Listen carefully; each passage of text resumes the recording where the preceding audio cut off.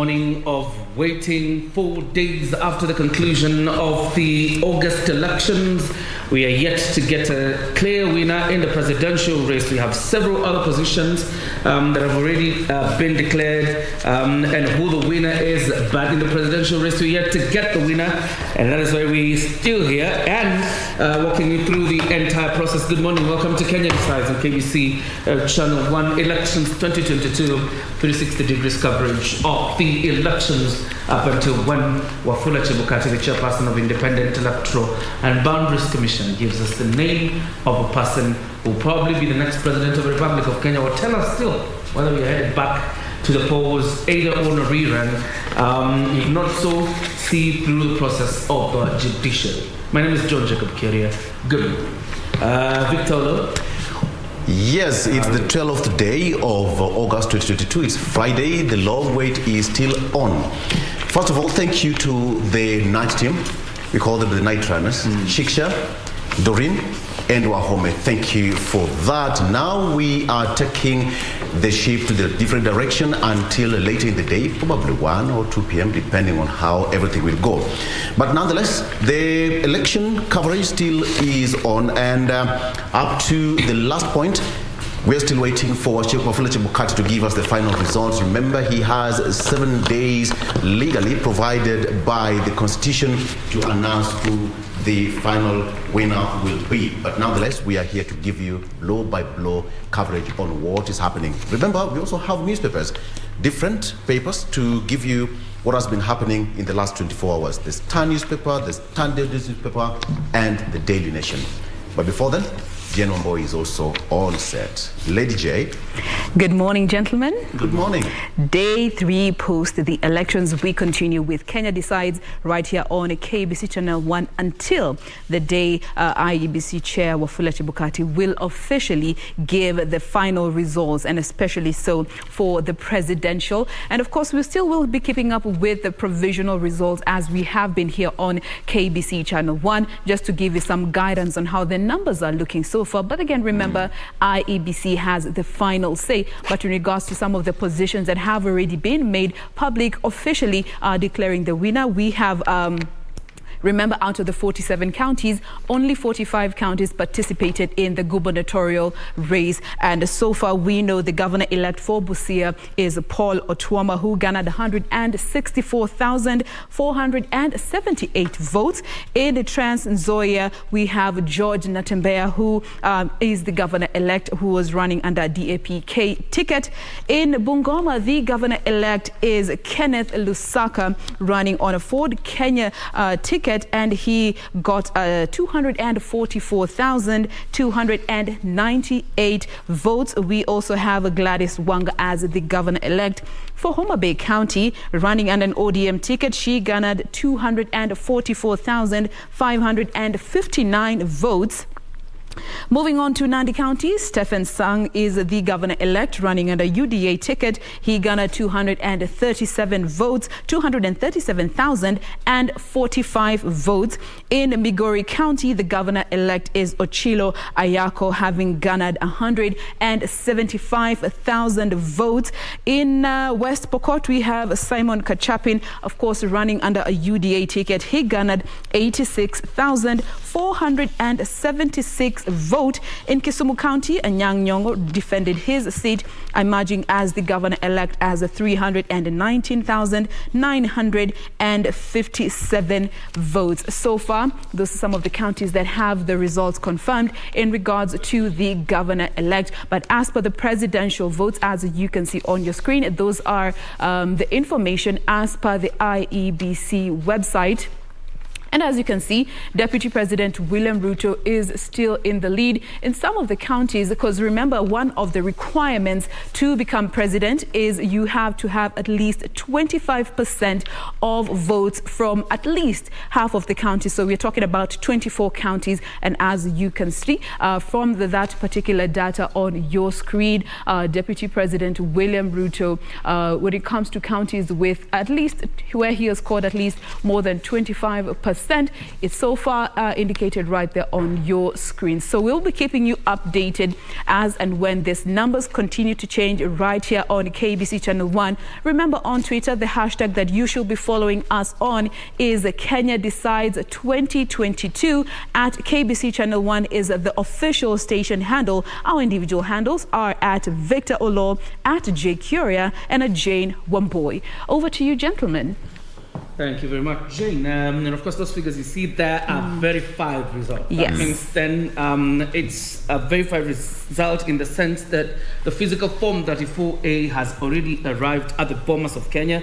Every agent, presidential agent, has gone through them. So have the IEBC clerks or officials seated on the floor at the Bomas of Kenya. So those are verified results. Absolutely. From several constituencies. And now it's Form 34A physical, Form 34B physical. All of them being tallied and collated by the IEBC for that display. Absolutely.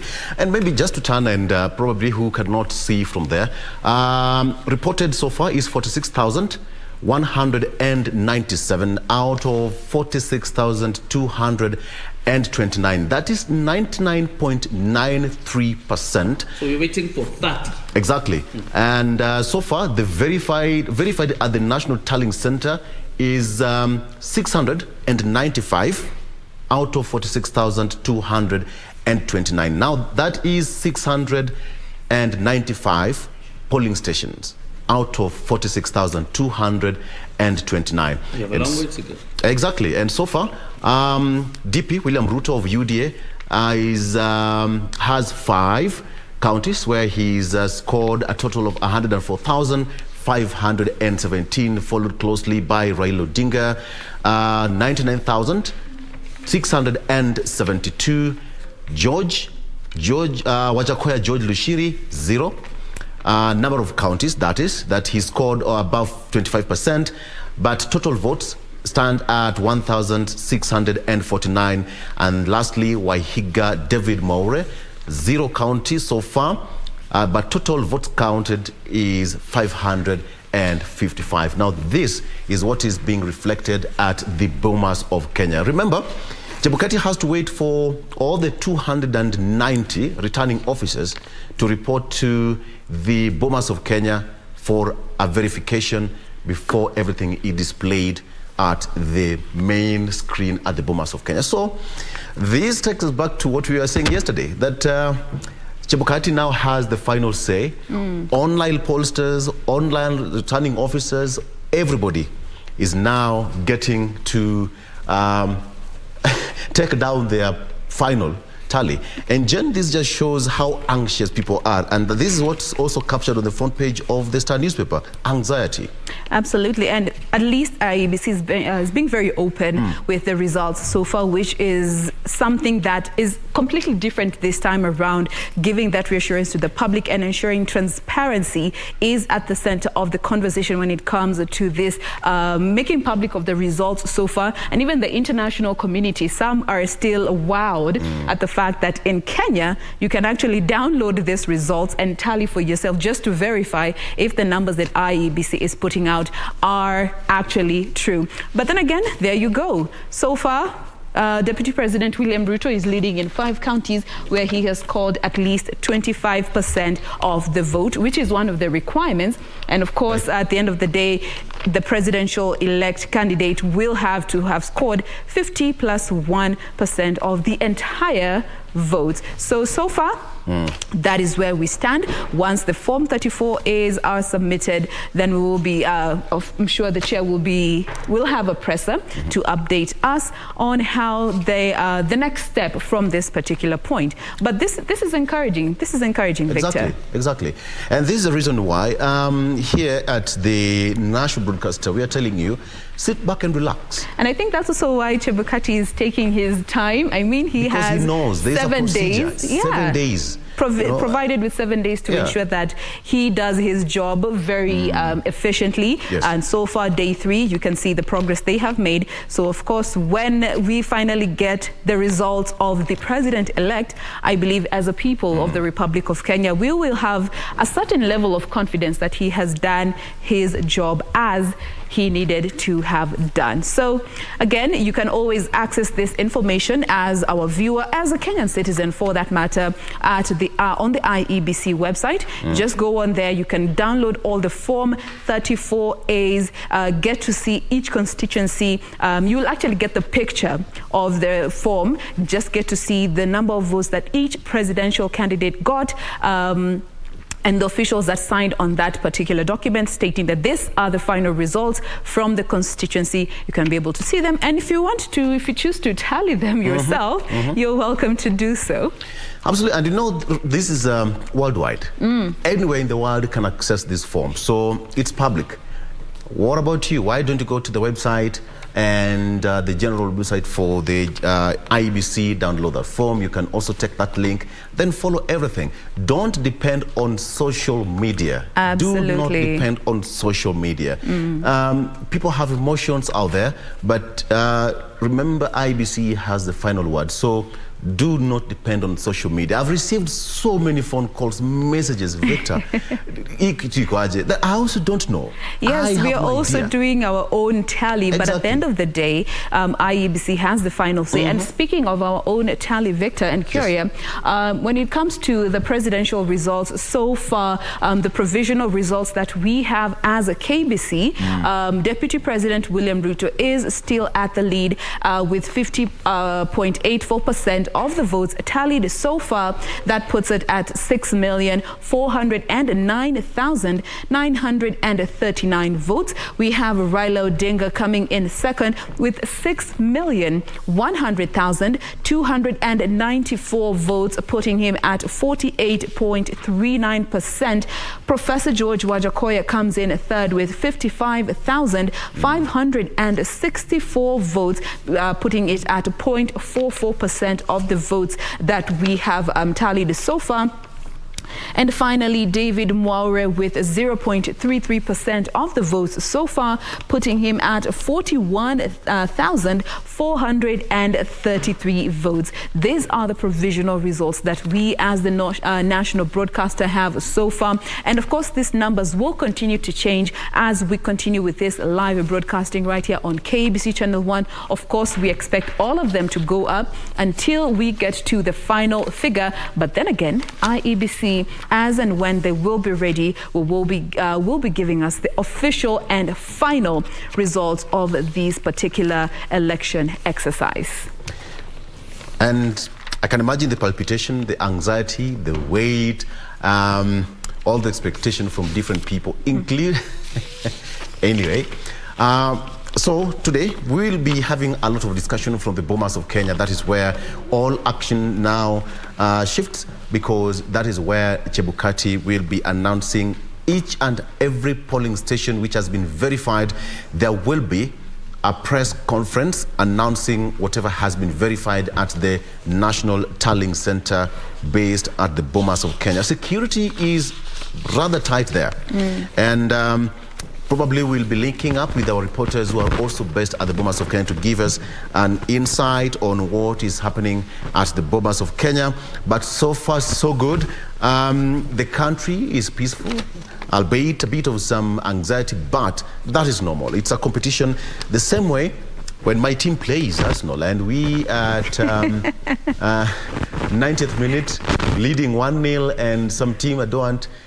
Wherever Regina is, probably I know she must be not so happy by Manchester United. I had to bring this here. They are beaten. Well, when we're electioneering, Victor. Yes, oh yes. So it's akin to football match. Yes. When your team is winning and you have some high stakes, and you say, hey, 91th minute. They call 91th, not 91st minute, 91th minute and 92th. Yes. And the referee says it's a done deal. It's a done deal. It's a done deal. So Arsenal wins 1-0 to Manchester United. Victor. Just an example. But nonetheless, remember, we are still waiting for all the Form 34A forms to be submitted to the IEBC. From their portal, 99.93% of the counties have submitted them. And generally, when you also just check out their website, 35 counties have finished submitting this form. So different counties have a few constituencies, polling stations rather, that have haven't submitted this particular form. And when you look at the actual figure, it's under 30 forms that are yet to go. About 28, 29 forms that are being awaited by the IEBC in order to close this particular first step of submitting the form 34As, which come from the polling stations, which are transmitted by the presiding officer to the county offices. And from this particular point, at that point is where they actually announced the MCA and Member of Parliament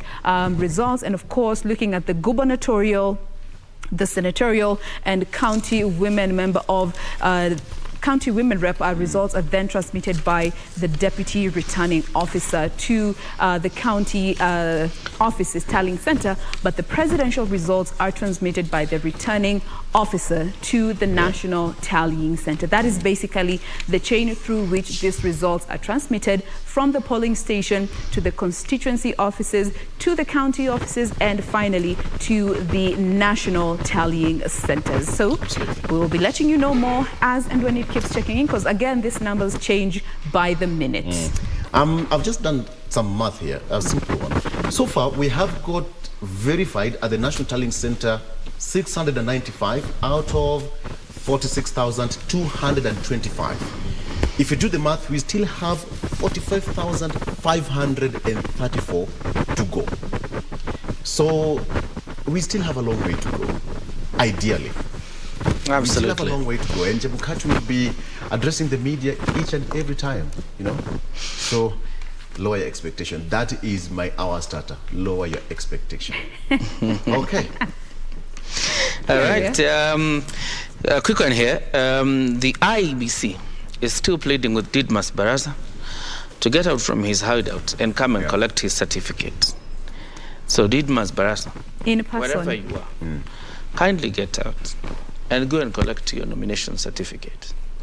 Of course, we can't guarantee what will happen after you have collected your certificate, but your certificate needs to be collected at the Kimilili Constituency Tallying Center.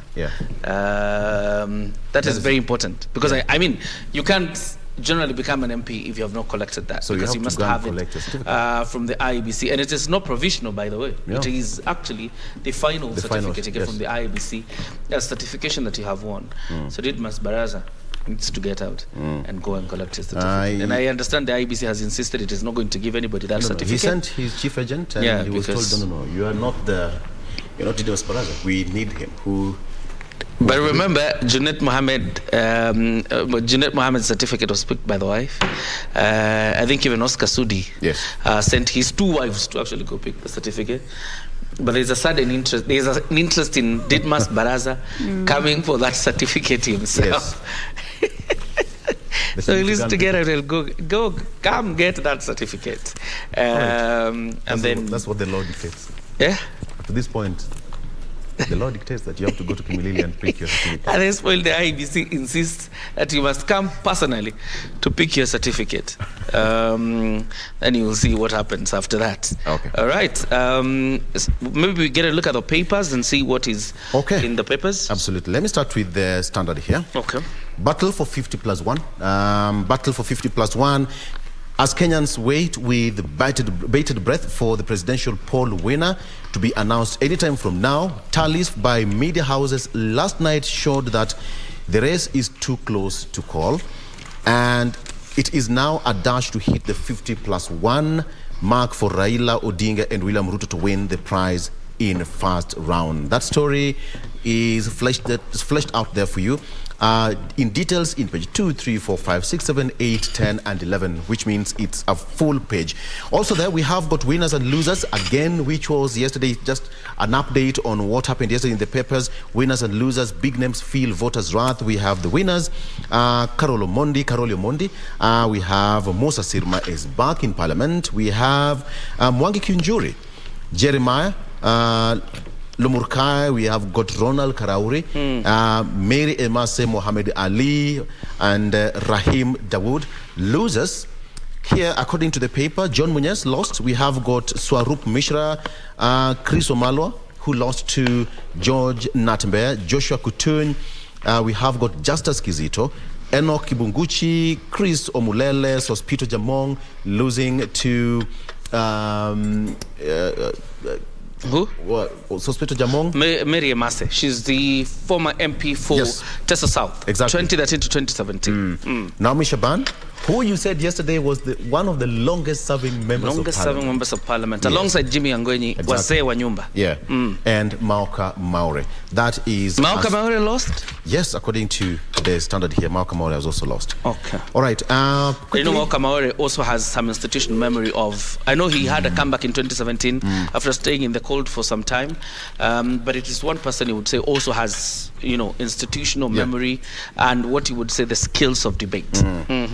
Page 2, where the numbers are, constituencies, you can also take a look. It's a full page display there. Of course, going to page 3, celebrations in pictures. Keen sense of urgency at Bomas as Kenyans await election, white smoke. That is where the numbers are. Yellow wave sweeps away Azimio sympathizers in South Rift. Again, there's a story fleshed out for you. Voters show faith in women by electing women to top positions. Let me start by winners. As per the standard, we have got Githunguri. Exactly. Miriam is back. We have got Rosa Buyu, Irene Joki, Tabitha Kaganja. One lady who's faced a lot of turbulence to the run-up of the election. We have got Martha Wangari again coming back. Charity Kadhambi, and lastly Jane Kihara, a seasoned politician, also back. Babu Wino also bagged that ticket and is back to Parliament. Veterans shown the door by new guard of young aspiring leaders. Who are these? Jimmy Angwenyi, Chris Obure, Sam Ongeri, Amos Kimunya, Wafula Munyinyi, Joshua Kutun, Olago Aloj, who was an independent candidate. Flawed by Rosa Buyu. Exactly, and now we have got Kimani Ngunjiri from Nakuru County. All right, Raila's party bags prime seats to reclaim lost glory in stronghold. That's a story can also, it's all about politics. And finally, on the standard, how Supreme Court influenced IBC vote count in this year's poll. Something that we'll be discussing with our analysts later on. Experts say that IBC is taking measures to avoid a nullification of the presidential election result. In 2017, Raila's case was that Chebukati announced the final presidential result without 11,000 Form 34As. That was a slap on the face of IBC. And something that we'll be discussing for quite some time, but it's never too late to also continue the discussion. So there we have it as far as the standard is concerned. I wish I went to sport, but anyway, let's just say that. No, I know you're reaching to the sports, but let's settle a bit on the elections. The Daily Nation and what is captured in the Daily Nation, page 2, 3, 4, 5, 6, 7, 8, 9, 10, 11, 12, 13, and 16 is just about the elections. On the front page of a Daily Nation, a mix of the old and new guard get tickets to the House.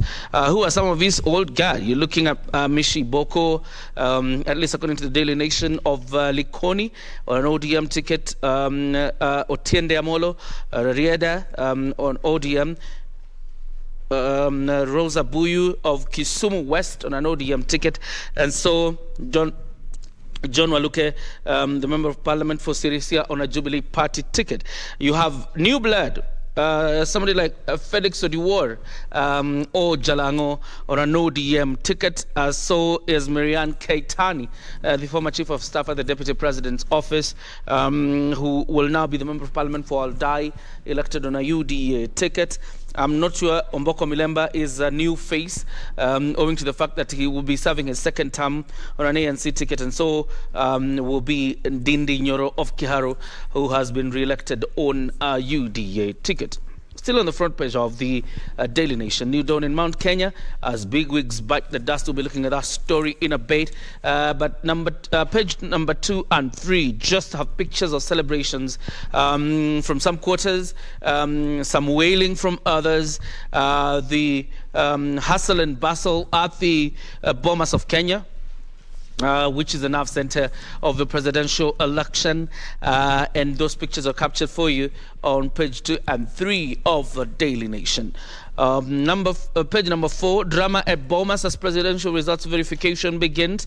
The returning officers from the constituencies had by yesterday started arriving at the National Tallying Center, Bomas of Kenya, Nairobi, to deliver Forms 34A and Forms 34B. But Chebukati has told Kenyans not to worry about the different numbers broadcasted by media houses. So you don't have to worry. At the end of the day, something got to give. And the results must correspond at some point because they all come from the Independent Electoral and Boundaries Commission. And you can see the numbers on your screen. These are from verified constituencies. These are verified results as they appear on your screen.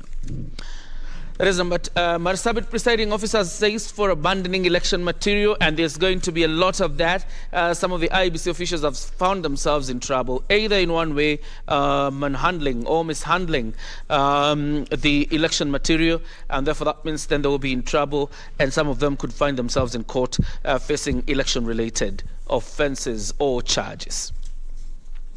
Page number 4, Raila and Ruto, page 6, that is Raila and Ruto battle for supremacy in Parliament. Quite an interesting turn here after this election. There are about 26 MPs who are yet to be officially declared, in the sense that the provisional results show that they have won, but they're yet to be issued the certificates. That means then it cannot be counted as having won. But look at number 7 of the Daily Nation. You will see how Kenya Kwanza and Azimio have shared the spoils in terms of leadership. For example, you have 134 MPs already elected to Parliament on Azimio, or rather affiliated to Azimio. All parties affiliated to Azimio cumulatively have 134 MPs, while Kenya Kwanza has about 120 members of Parliament affiliated to Kenya Kwanza, according to the Daily Nation. There are 10 MPs elected on an independent ticket.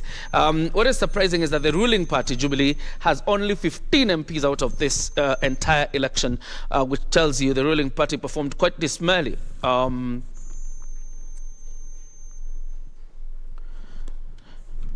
The Jubilee Party performed quite dismally. At this point, we want to take a breather. When we come back with more results for you, and of course, peruse through the papers, see what the papers are saying, and give you more information. But for now, a breather.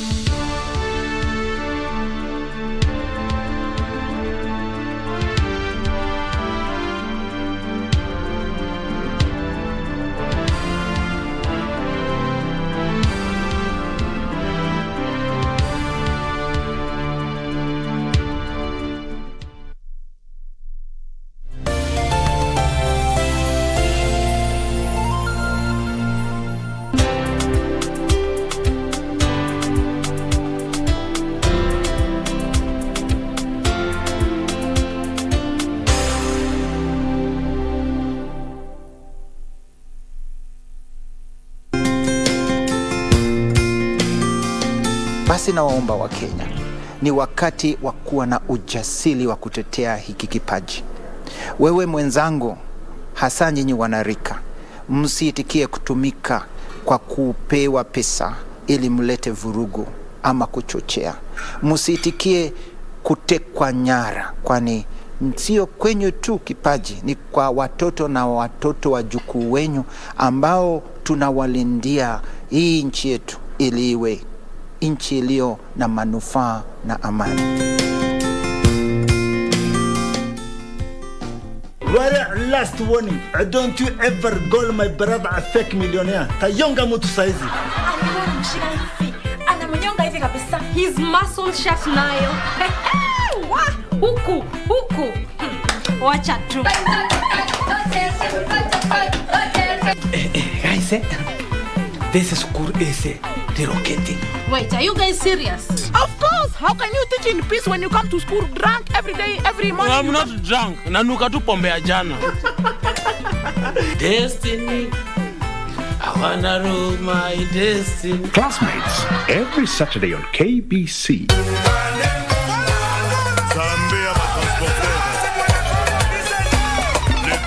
This is the way we're going to invade your sitting rooms once every week. Allah. And this is what we mean. The originals. Lipua, Veve Productions, Orchestra Kiam, and so much more. Merindimo ya ngoma za rumba kutoka pembe zote za Afrika, zilizopepea, zinazopepewa kwa kiasi ambacho hutang'atuka ng'o from your sitting room. Wow, Buzi Buziana, Scholar Miel, Betty Beast, Fifi Mofude, among others. Bridge over Congo with Simeon Mfumu Kimbangu and Winnie Marie-Jose on KBC Channel 1. Zambia Sambela Kate, Ako Sambela Nani. God does not worship. To whom will he worship? Honorable Kajos Mafu.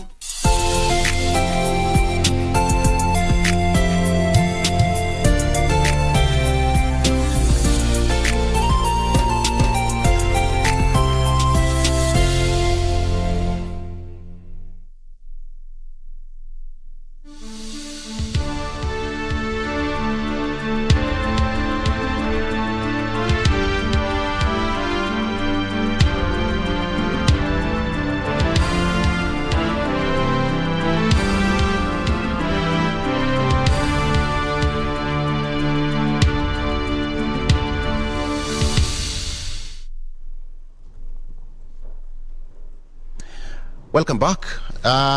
Let's continue with what is on the local dailies here. And straight to this Star newspaper. On the front page, anxious wait. IEBC began verifying and announcing presidential results from 290 constituencies. Kenya was calm as she awaited results. IEBC boss Wafula Chebukati said Kenyans will have to wait a few more days to know the next president. All right. That is what's there. Raila, Ruto fights to control parliament. So far, according to the Star, Azimio affiliated, Azimio, 88 MPs, Kenya Kwanza, 106 members of parliament. Again, we have got losers and winners fleshed out there for you. Quick one, big names fall as little known faces enter parliament. Again, story on the front page. And murder, DCI orders MP Didimas Baraza to give himself up. That happened yesterday after police in Kiminini ordered Kimilili MP-elect Didimas Baraza to immediately surrender in connection with the alleged gunshot killing of his rival's aide. Quickly, on the second page here, inside the rigorous process of Ruto and Raila vote tally, physical results from the polling stations would be vetted against portal images. As per the law, Baraza ordered to surrender, again linked to killing of rivals aide that happened during the poll day. Waiting for Godot. Raila, Ruto locked in a tight contest. Again, it's a full page elaborating how the event is ongoing, but much as that is happening, ELOG said that they were completely satisfied with what happened. That is according to the head of ESC Election Observation Mission, Dr. Jakaya Kikwete, who said that Everything is so far so good. Quickly, tight race for numbers to control House election results received so far show no single party will dominate the National Assembly. Kenya Kwanza bigwigs who failed Ruto in polls. Mudavadi had promised to deliver 70% of all Western votes. The keyword is all Western votes. But so far, that has not happened. We'll be crunching some of these numbers later on with our analysts to understand how it all went during the polls. Again, full page there. Pictures from Ford Kenya rebels in Bungoma pay heavy prices as they lose their seat. We have got Ofula Munyinyi, Esteli Simiu, and Wycliffe Wangamati there, as well as no signs of white smoke as nation waits. Happenings at the Bomas of Kenya. There is an interesting photo here. Warthogs at the National Tallying Center at Bomas yesterday.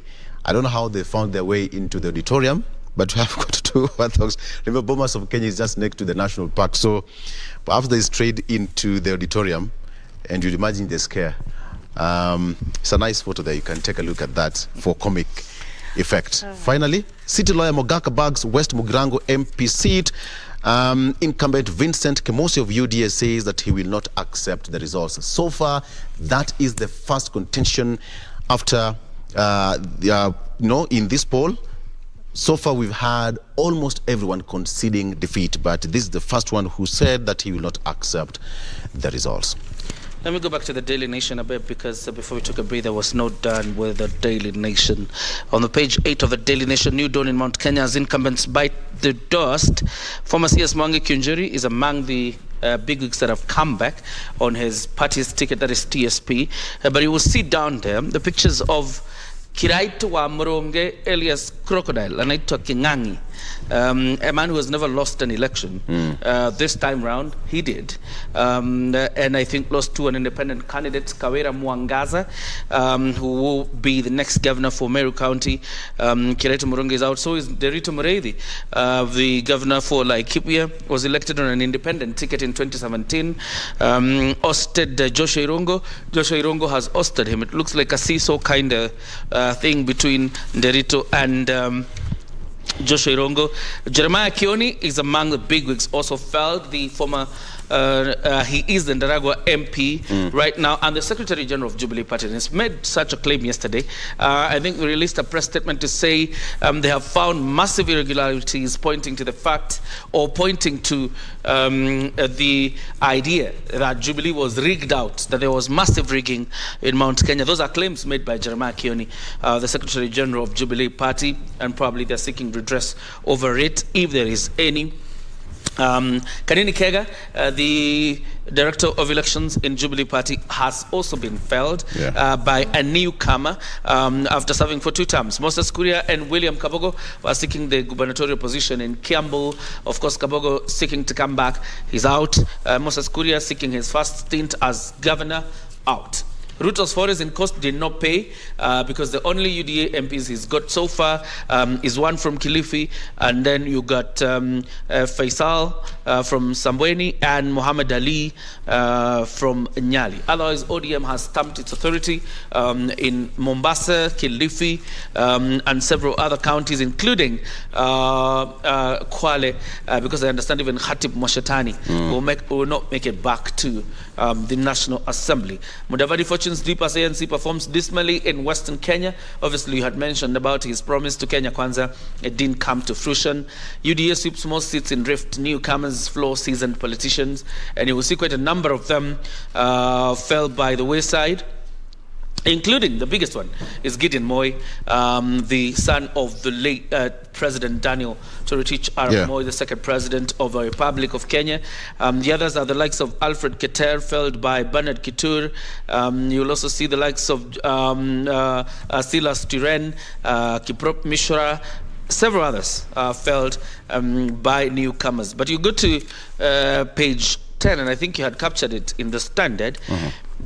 Big guns suffer defeat in epic electoral battles. Who are these big guns? Kimani Gonjiri who was seeking to recapture, or rather to be re-elected for the third term in Bahati constituency of Nakuru, was felled by a newcomer. Her name is Irene Njoki of Jubilee Party. Kimani Ngunjiri is out in the cold for 5 years. So is Jeremiah Kioni, the Ndaragwa Member of Parliament.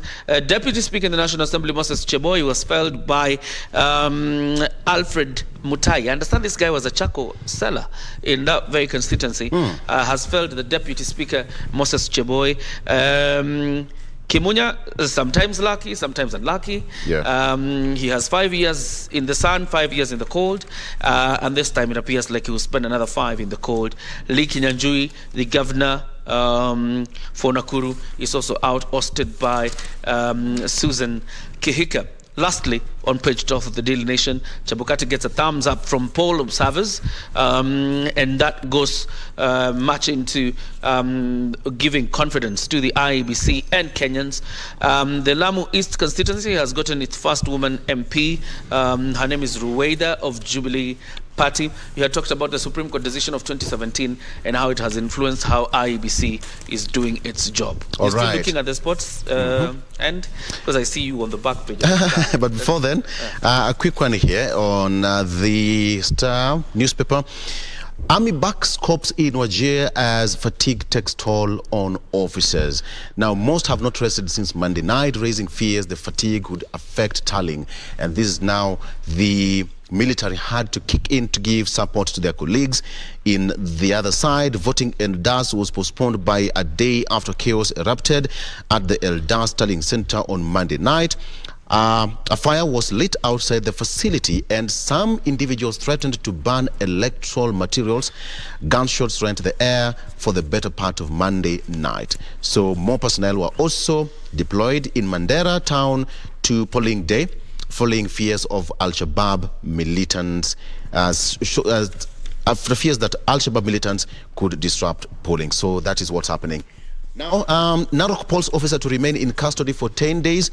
This Lilian Chepto Kibweso was a presiding officer at Naituyupaki Primary School in Narok North Sub-County. She was arrested on Monday at Narok North's Maasai Girls Tallying Center after it emerged that the governor results in her polling station had been tampered with. So she will stay in police custody for 10 more days. ODM retains most MP seats in Siaya. Atandi's win means that he has broken the one-term jinx for MPs in Alego Usonga constituency. Samuel Atandi? Yes, he's back. So the history has it that no one has ever broken that. One term in, one term out. And he was headed out, by the way. Looking at the campaigns, probably some 3 months towards the general election. I think there was quite some teeth. And I think it almost, in the ODM negotiations, it almost landed him out. And I think he had to go to the party leader, talk to him, and there was some kind of consensus. Otherwise, it appeared like Samuel Atandi was also headed out. But clearly, he's broken the jinx of the one-term kind of member of parliament, because I think also the attrition rate in that constituency is quite high. It's very high because Siaya Town, Alego Usonga, that's where Siaya Town is situated, so it's cosmopolitan, so to speak. Okay. So you'd understand, people from different, areas of Siaya County come to Siaya Town and Alego Usonga, so to speak. So he's broken that record. There's somebody also interesting that you need to look at. David Ochieng of Ugenya, because there was a by-election 3 years ago in Ugenya that ousted Karani, and he came in as the MDG candidate. It's called Maendeleo something. Yes. His political party. This year he was vying. He has recaptured that seat, and tells you one of the things when I look at David Ochieng, he's quite an open-minded person. He's very forthright, and I think he connects very much with his people in Ugenya, because surviving the 6-piece call in Siaya is quite an interesting one, because he has recaptured his seat in Ugenya. In Migori, Fatma Mohammed, who did you see those emotions on screen during the ODM nominations in Migori? She was really angry, very angry, because Danita Gatti had been given, I think, out of negotiated democracy for some reason. Danita Gatti got the woman rep ticket for ODM in Migori. She went ahead to vie as an independent candidate. She has flawed Danita Gatti. My goodness. Okay. The party you're talking about for David Ochieng is called Movement for Democracy and Growth. Movement for Democracy and Growth. MDG. That's green. Yes. Okay. Movement for Democracy and Growth. He has also again trounced ODM candidate there. That happened in 2017. All right. Let's get to some of the places where governors have been declared, and I think Jane took you through that list. You have Paul Otuoma of Busia, ODM, George Natembea, DAP Kenya. These are new party. Making quite a statement and bagging a gubernatorial position in Trans Nzoia County. Ken Lusaka of Ford Kenya in Bungoma. He's the new governor there, and I think the outgoing governor has already considered defeat. Gladys Wanga, finally Homabe Manyien, and the other one, I think Homabe Manyien statement is off. Exactly. Evans Kidero has lost in Homabe to Gladys Wanga of ODM, but Homabe Manyien can still be Homabe Manyien under Gladys Wanga, right? Gladys Wanga. Okay. Stephen Sang of UDA in Nandi County, Ochilo Ayako of ODM in Migori County, as well as Simon Kachapin of UDA in West Pokot. The professor of mathematics is also out in the cold, probably for some time. Okay. We need to head to the Bomas of Kenya. Regina Manyara, really dressed up. She looks like an Eskimo. Can you see? Good morning, Regina. What's the latest from Bomas?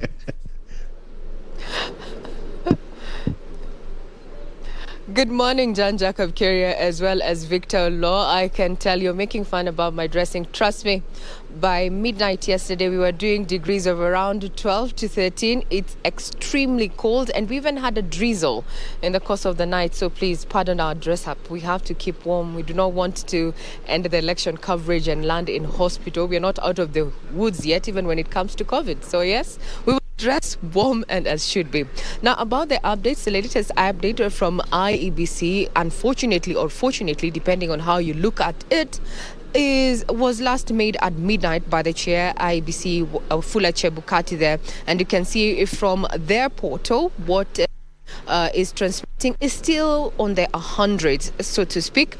And this brings to the question where we saw some tweets from the IEBC chair saying that various individuals, stakeholders, including the media, were lagging behind in as far as tallying is concerned. But what we have witnessed from yesterday here, well, the process of comparing Form 34As and Form 34Bs to their originals, the ones that transmitted to their originals, is quite a task. And IEBC officials are not just alone doing this particular verification and collation of the data that has been entered into these forms.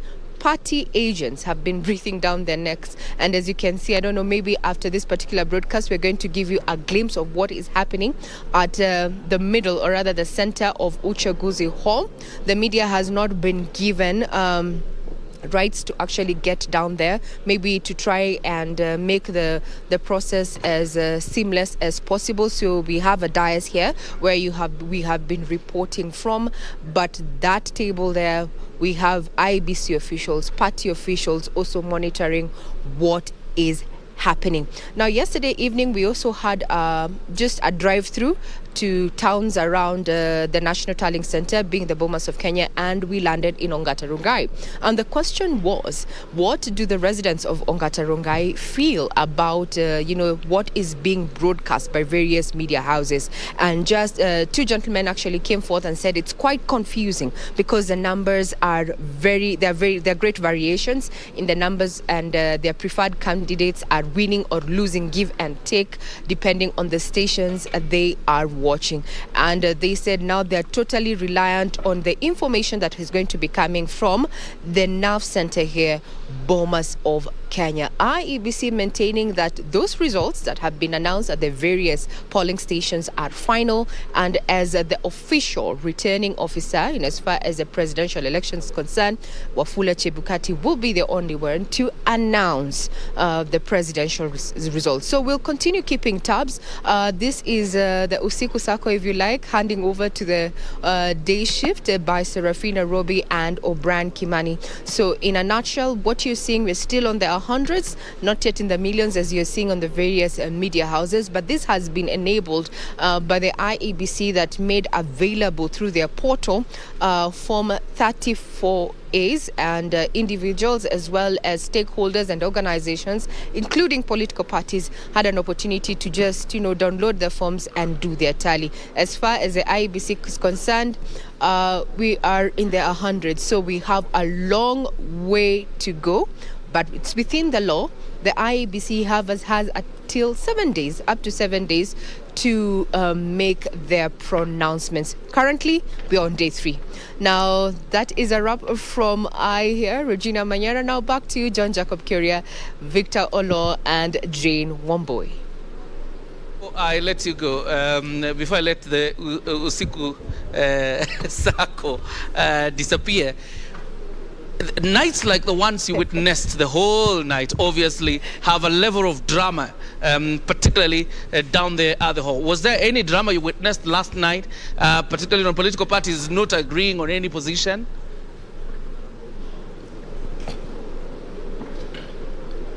Actually, we did not witness any disagreement. However, we saw a lot of walk-in and walk-out by various political leaders. We had Raphael Tuju actually leave in a huff, as well as Edwin Sifuna, to where they did not disclose where they were leaving to or headed to, but that created a commotion here. But we haven't seen that at the floor of Uchaguzi House. But we witnessed that, arrival as well as hasty departure of at least those two.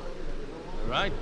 Before Victor comes in, witnessing the whole process, because you can understand how painstaking it is, and you have already pointed out to that. In your own estimation, Regina, do you think we're likely to get a presidential result tomorrow?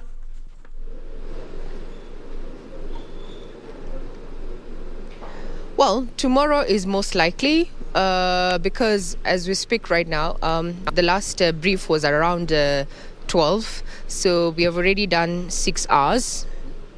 And we have no updates, so we expect that Wafula Chebukati will do better. In his latest address, he gave us results from at least 4 counties, so to speak. So if we do the math, let's say by end of day, today at around midnight, let's give him up to midnight, we'll have done at least, if not 3/4, slightly above half in as far as the presidential results are concerned, and tomorrow might be just D-Day. And there's been a lot of conversation, and off cuff is that will the presidential results be announced at night? And IEBC chairperson on a light note said, well, he cannot preempt, but his people are on hand to do the verification and collation, and he will be doing the pronouncements. If you look at the pronouncements that were made in 2013, they were done on a Thursday. Thursday was yesterday. This is Friday. So, well, every new season, it brings in something new, so to speak, Kyria. Victor, do you have a question? All right. Regina? So, Regina, you are the Bomas of Kenya, and if you go back to what the chairman said yesterday, we got a serious backlash as media as far as the transmission of these results is concerned. So, could you please just tell us what is so different at the Bomas of Kenya compared to what we have as media?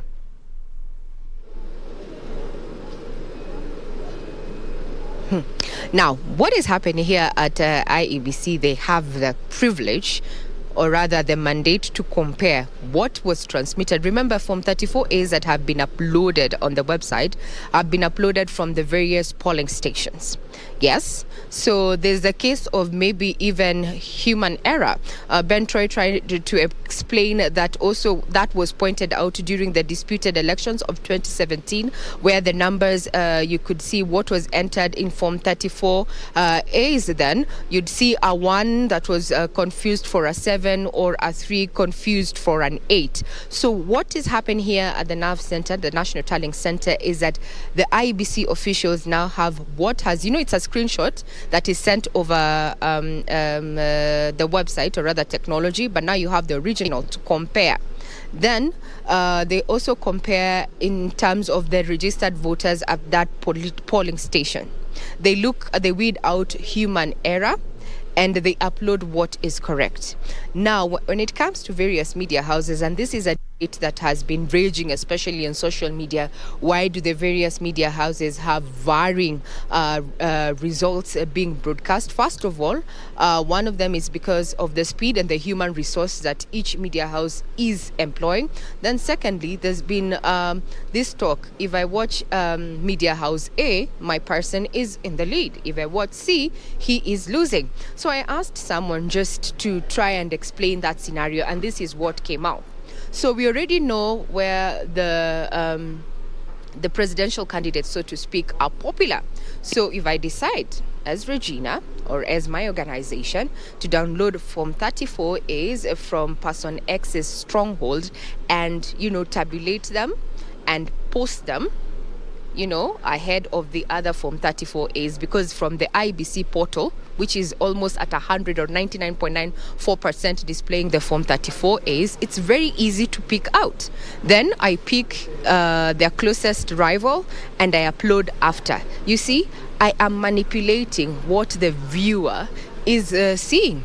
That is just someone who is trying to explain why we are seeing the variation. But at the end of the day, IEBC is going to be the one to announce these particular results. And IEBC also chair cautioned politicians from declaring themselves winners. That mandate squarely lies with the IEBC. So that may be the difference why we are seeing the various affiliations. As you see, everybody has a price and everyone has a preference. But it's a matter of perception and creating perception. But at the end of the day, all eyes should be focused on what the IEBC is churning. That also received backing from election observers yesterday. Leading the EAC contingent was Jakaya Kikwete, former president of Tanzania, who said the process has been transparent and lauded Kenyans for maintaining peace. So, Victor, that might be just the reason why we are having the various variations as broadcast by various media houses. All right. Okay, there you have it. Regina, I don't know if your camera person will be in a position to just show us what is happening behind the scenes, perhaps for the benefit of the viewer back home, just to explain to us what is happening as at now. A majority of people went to bed last night without getting an update. So just a quick, update on what's happening behind you, if it's possible. Actually, we'll do you a solid. What we're going to do, I'm going to walk off camera, but still try and explain what you're seeing on the floor of the house. The camera person is going to just try and tilt down. Remember, we've only been given a dais to work with. So there you go. So what you are seeing back at home is the verification and coalition of Form 34As and Form 34Bs there. You're seeing party officials as well as IEBC officials. Now, these officials have been working round the clock, so to speak, and from midnight there, IEBC chair said that they're going to be adding more tables so that they can increase more efficiency at the floor of Uchaguzi Hall. And if you were wondering about why we are dressed like Eskimos, what you're seeing there, everybody has a jacket, to say the least. People have scarves, shawls and such, because it is quite cold. And even there's a gas lamp right at the middle to just show the extent of, or rather the degree, the low temperatures that we have been having here at the home. At the floor of the house, you can see Boss Sholei there engaging another person, maybe having a conversation in regard to, the process. In colloquial term also, Victor and Jacob there, political parties, for them, this is kulinda kura. I'm sure you've heard that when you're engaging them, as well as political analysts, in zamu ya kulinda kura, so to speak. So they're here. They have been here from yesterday, and I'm sure we're expecting to see more trickle in as the day progresses. That's just but a sneak peek of what is happening on the floor of Uchaguzi Hall. A long night indeed at the Bomas of Kenya. Regina, we wish you well. I actually saw a gentleman there who has already decided to rest his eyes a bit. Belonging to a political party. Kama hiyo ndio kulinda kura, kazi kwao kabisa. Thank you very much, Regina, for your time.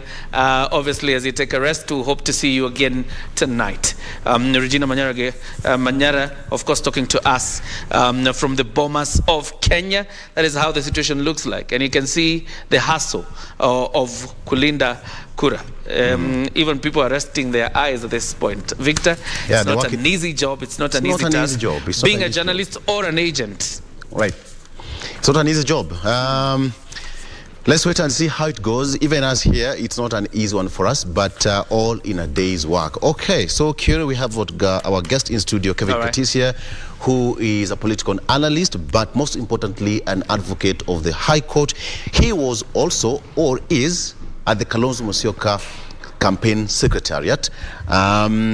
He's a senior counsel, so to speak.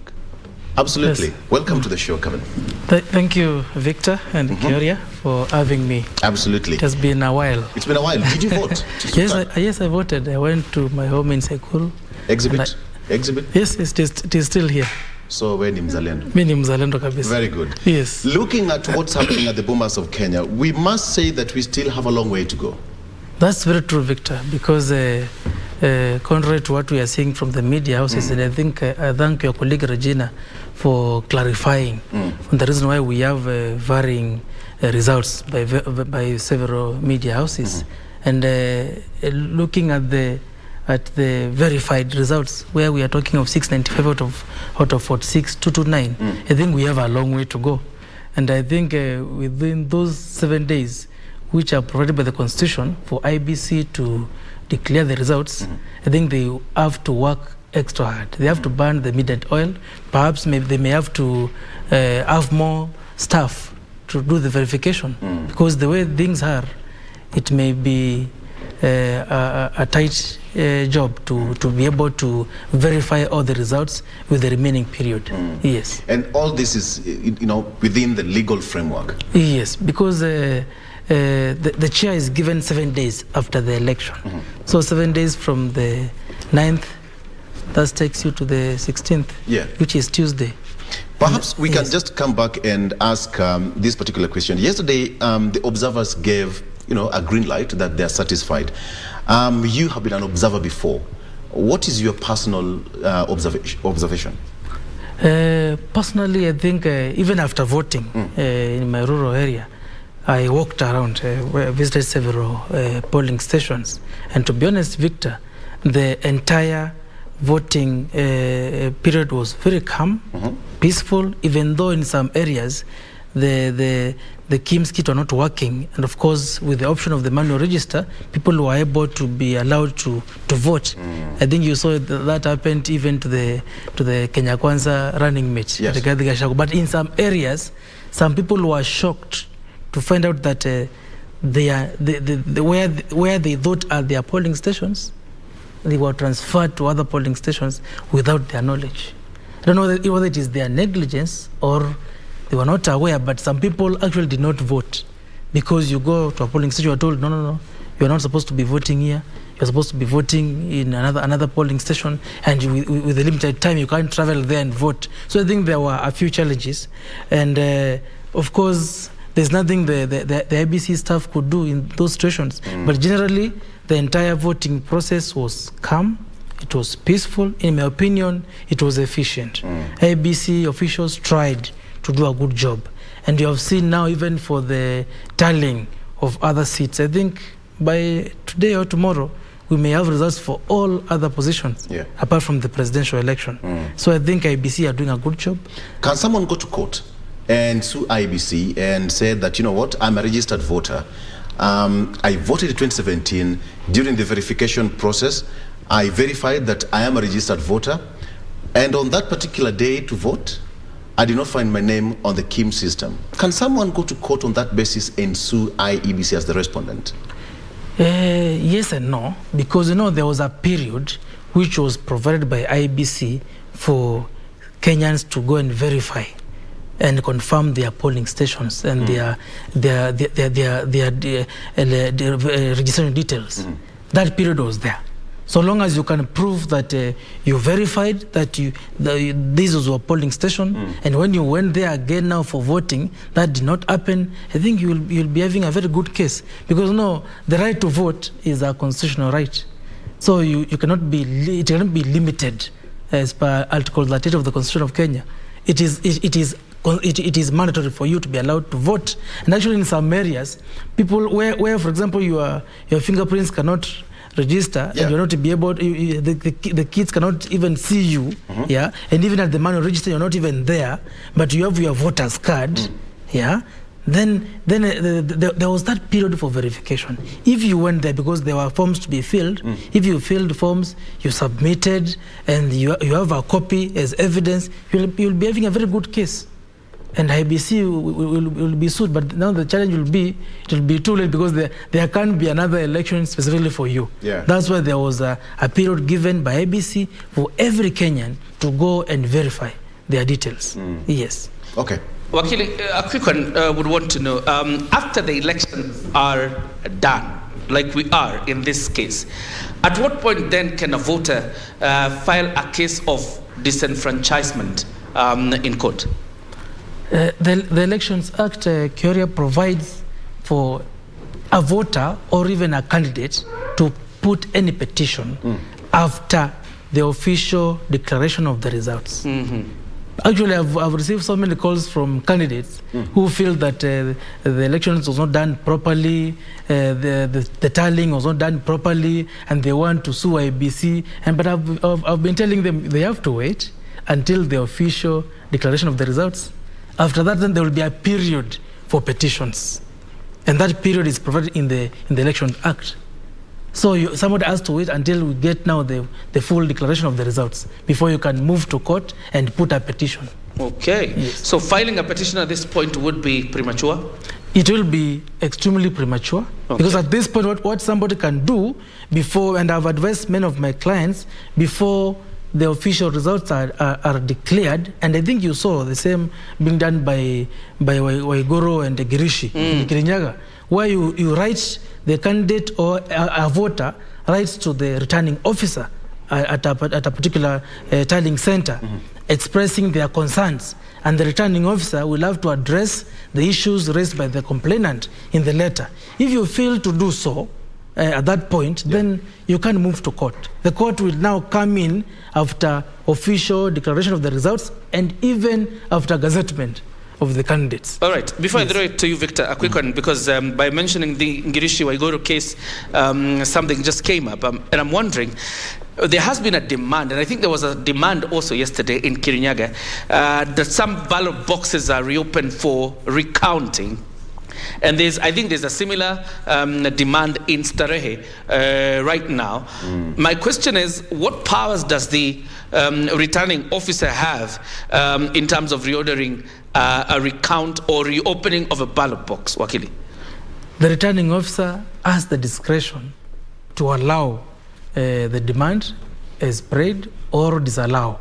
If the returning officer is convinced that the issues raised by the complainant are legit and they are genuine, then they can allow. Because remember, Kyoria, all these candidates have their agents. So the agents are, because if you put it as an open bracket whereby anybody can request for tallying to be done again, and for the process to be repeated, it will not be possible for the entire process to be conducted swiftly. So the returning officer has the discretion They will look at the evidence provided by the candidates, and if they are satisfied that retallying or maybe making sure that the process is repeated again, then they will make that decision. And that can be done right now? Yes. Or even after the declaration? No, that can only be done before the official declaration. Okay. After the official declaration, then now it's a different situation, whereby you have to move to court, get a court order for the IEBC to be ordered to retaliate or to do anything else as pertains the election process. Let's say, for example, let's say, for example, in a particular case, in Form 34A, we are dealing with the presidential election. In this polling station called KBC, or Broadcasting House, and Forms 34A show Olo has gotten 20, Kyoria has gotten 30. That form has gone to the IEBC in its physical form as well as in its picture form. Can then my agents demand a recounting of those ballot papers when the form is already with the IEBC and results have been declared that Olo got 20 and I got 30? Remember, Kyoria and Olo, that tallying is done at the polling station. That's the first point. It is done there. Yeah. So now, if at the polling station now KBC here we do tallying, and now when these results, of course, these forms are transmitted to the to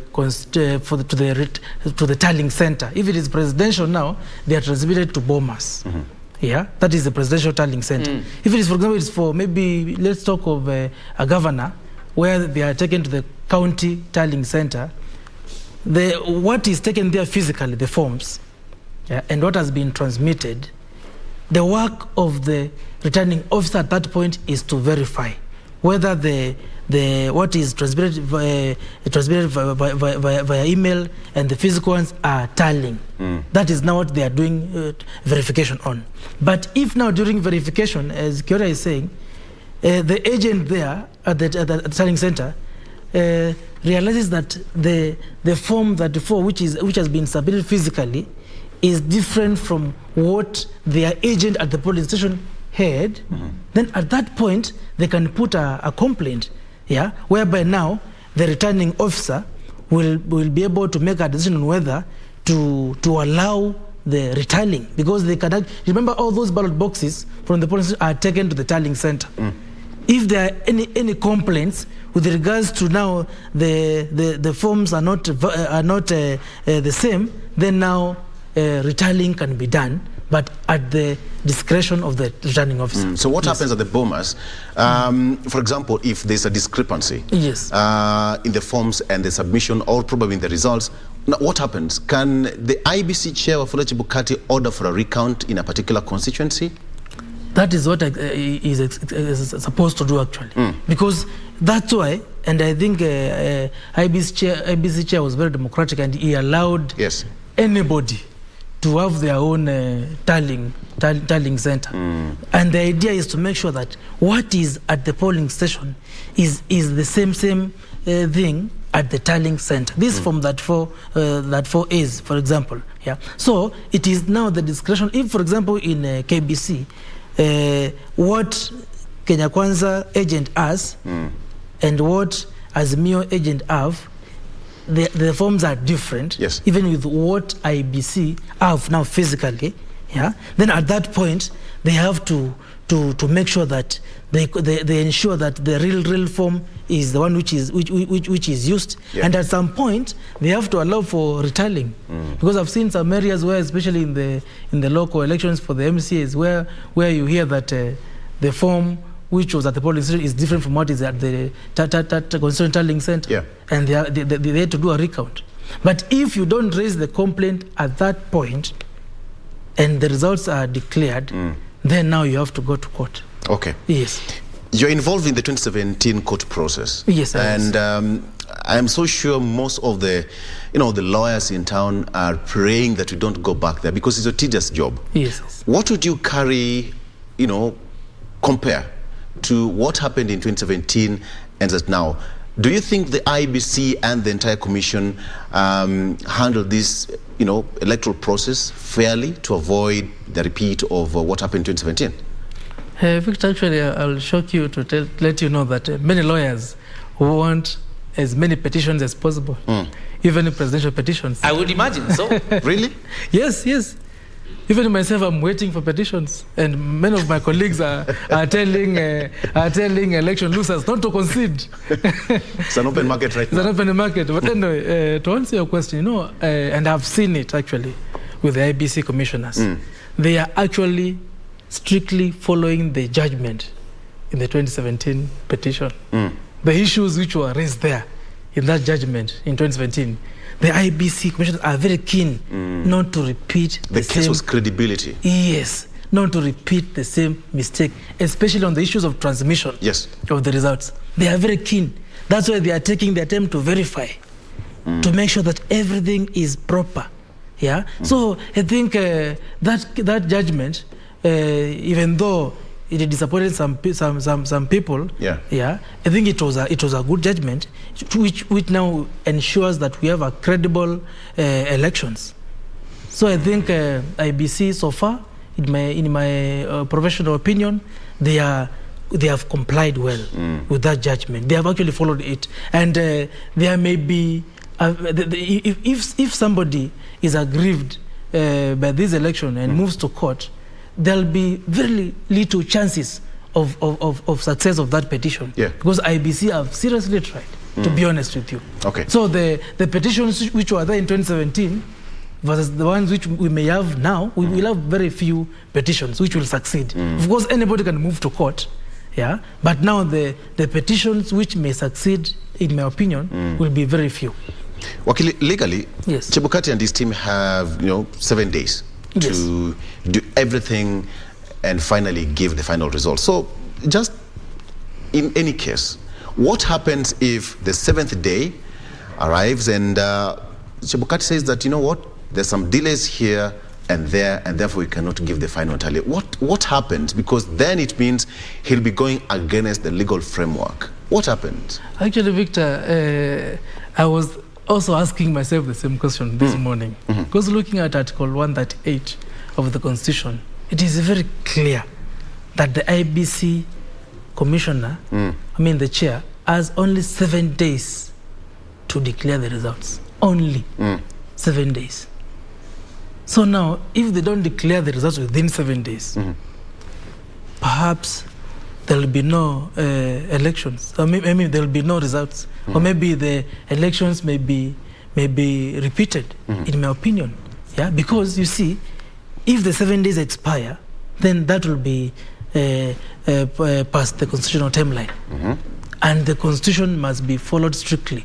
If the deadline was given by the Elections Act, then there would have been no issue. But I think the 7 days is to make sure that actually is enough time. Is to make sure that the country has to move on. Victor, after every election, there is normally a transition period, which is provided for in the Constitution. So that must be strictly adhered to. All right. Wakili, probably before we head to Wajir, a quick one on the same that Victor is asking you.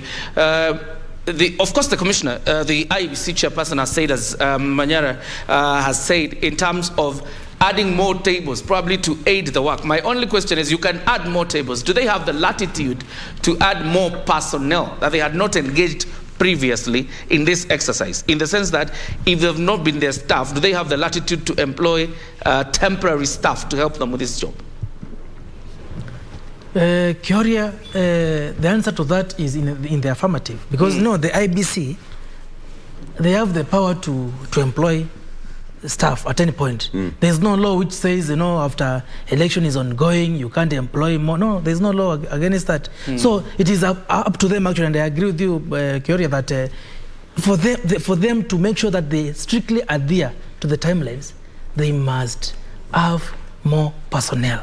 And actually that now will mean, if, for example, verification is done by several people, that will mean that they will also allow the candidates to also provide more agents. So that now they can be able, if for example there are 10 desks which are doing verification, they can double to 20, if they double, it means automatically they have to allow the parties and their candidates to also have their agents at the verification table. So it is upon, because you see, the IBC, their mandate is to ensure that they adhere to the Elections Act and to the Constitution.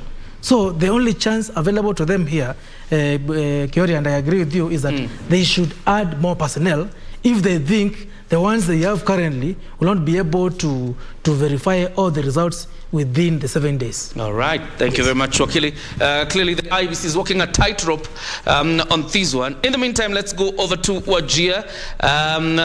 Yusuf Farah is on standby from Wajir with an update from the county. Yusuf, good morning. What's the latest from Wajir?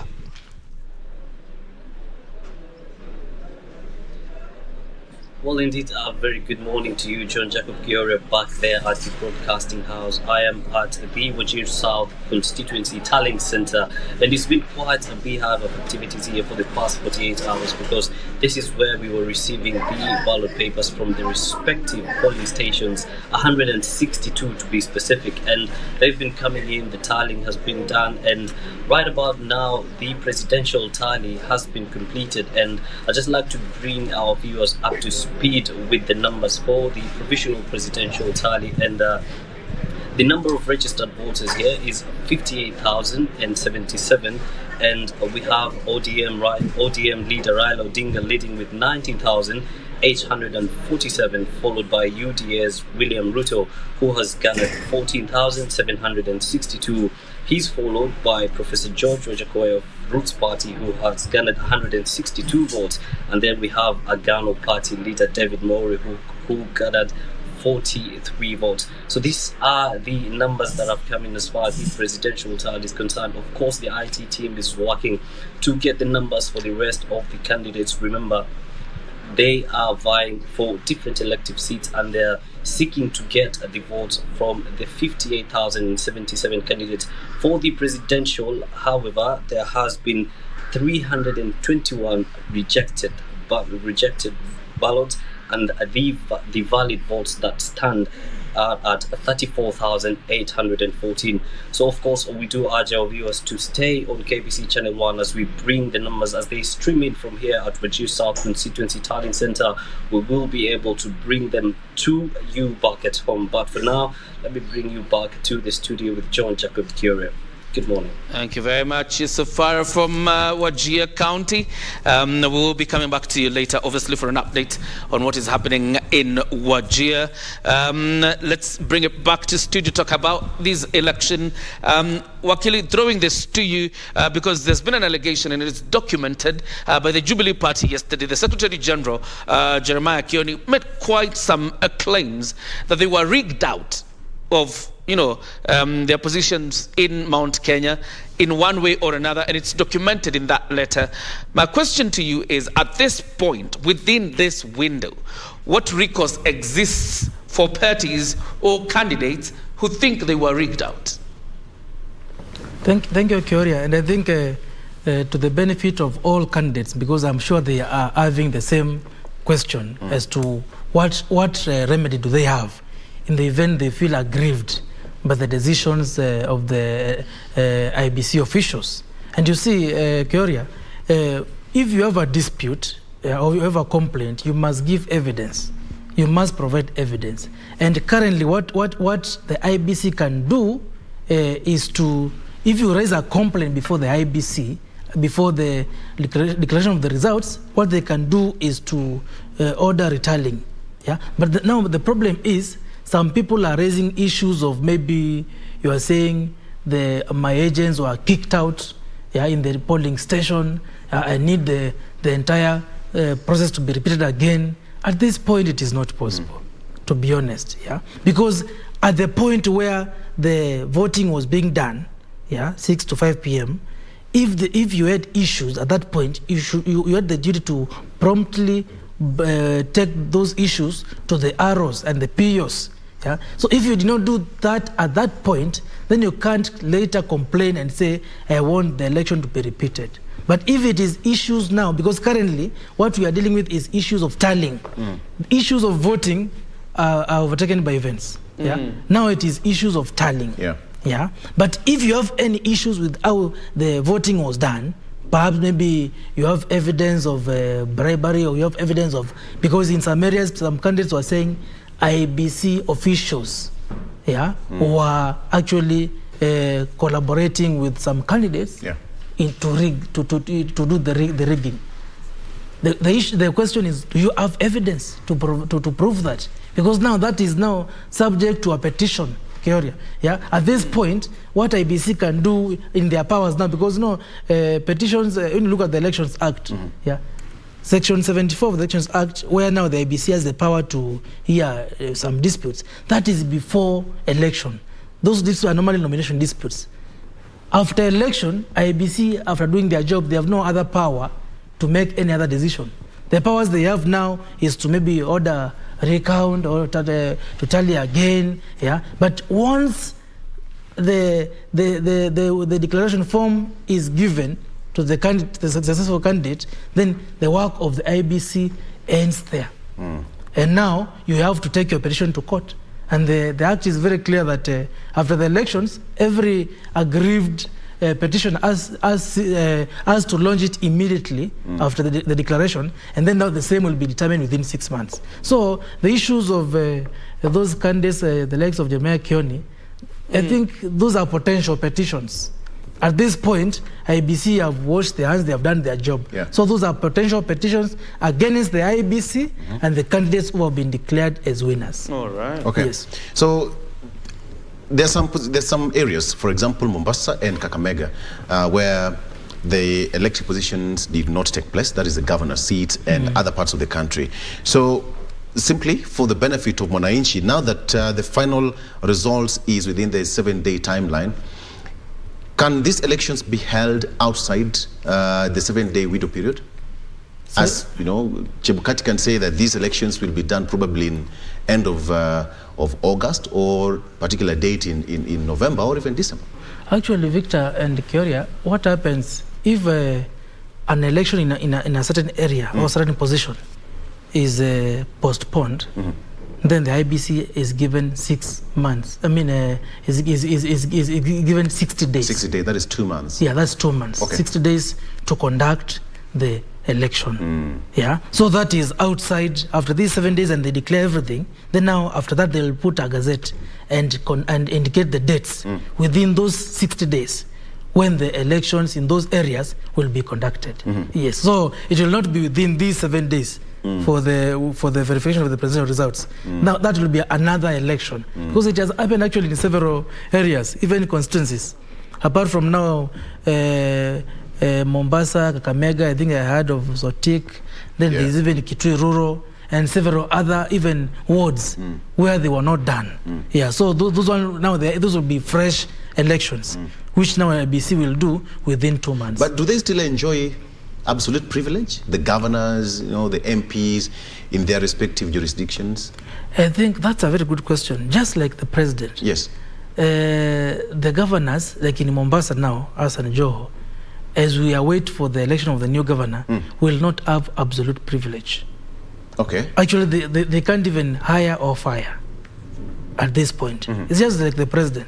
After, in case we go for a runoff, or maybe there's an election petition and fresh election is ordered, the president will just will be there with no absolute privilege. So the role of the governors now in Mombasa and Kakamega is just to manage the affairs as they are, without any absolute powers. Yes.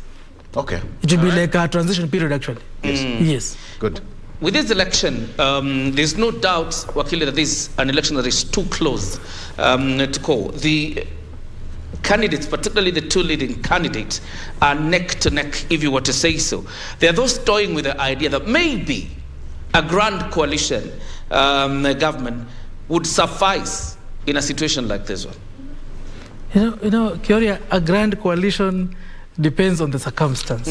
Because if I defeat you, Kioria, even with one vote, I have won. I have won. Because you see, there are several scenarios where this presidential election is taking us. Because some people are saying, I think, no, there will be a runoff.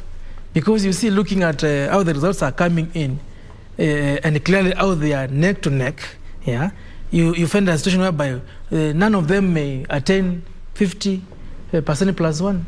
Or now the other requirement of having 25% in at least half of the counties, 24 counties. I've seen, I think, from the results which have been in the media, at least as Raila has more than 25% in 27 counties. Yeah, so I think it's a very tricky situation. And actually, my word of advice to media houses, if you allow me, though the IBC chair allowed even media houses and any other institutions to do their own tallying. Yeah. I think people are used to the media reporting the situation on the ground. Actually, in this situation, people are used to the media reporting what the IBC has said. But you see, when you see a situation whereby NTV is having their own results, KBC their own, Citizen their own, there's a lot of confusion, to be honest, currently as we speak. And that is the situation on the ground. Yeah. So I think the best thing at this point will be, because I know there is a platform where media houses engage jointly. I think if it is possible for them to move with the pace at which IBC is moving, I think that will heal the suspicion. Because you see now, if media house A is indicating that Raila is a winner, media house B is indicating that Ruto is a winner, then it may cause tension among the people. And now, if eventually person A is the winner, then the supporters of the other candidate will not be happy. They'll say, no, but according to what we saw here, this is the winner. That's why even for these candidates, I'm sure Azimio have their own tallying center, Kenya Kwanza have their own tallying center. Those tallying centers are supposed just to wait and cross-check whether they are in line. They are the same as the ones given by IBC. Yeah. And actually, they can be used in the event there's any election petitions as evidence. So I think as we speak, it is very tough. We may have a runoff, or maybe we may have a winner who may win with a slight margin. But as Keoria is saying, it is upon, and I think you heard Raila say that regardless of how the elections will be, he will shake hands with the opponent, and you saw Ruto say the same, but he said going to court will be an option. I think let's be prepared for any eventuality, and it's important that Kenyans be calm, and that we have seen the candidates are also calm. And we wait for the pronouncement by the IBC commissioner, and I think to be fair to media, I think waking up this morning, you've realized most of the media houses have pulled down the results that we were showing, and what we are showing, particularly for us now, is the verified results by the IEBC, because you realize all of us are casting different results, and you see one end of the country is celebrating, the other one is in gloom. 20 minutes later, the other side is celebrating, the other one is in gloom, and I think there's a way of curing that, and that is running with the verified results that you're seeing on your screen from the IEBC, Victor. Okay. Big names falling by the wayside. Yes. Is it a shock? It is a shock to them, but it was expected to some of them. It was that's okay. Yes. Without mentioning them, because nobody was prepared to lose an election. Yes, right. Yes, that's true. But you see, Victor and Keoria, we must be alive to Kenyan politics. It depends with the wave. Even Ukambani people are saying Wiper, you will be swept, whether you are a big name or you are strong. If it is in Nyanza, if you are against ODM, you'll be swept. But where there is shock is in Mount Kenya specifically, where there's a lot of shock, because of course in Nyanza people knew, and many of the sitting candidates were ODM, so there's no big names falling. But look at Mount Kenya, look at actually Kisii and Nyamira are surprising so many people. So I think it is the wave. In Mount Kenya, for example, Jubilee, to be precise, they underestimated UDA.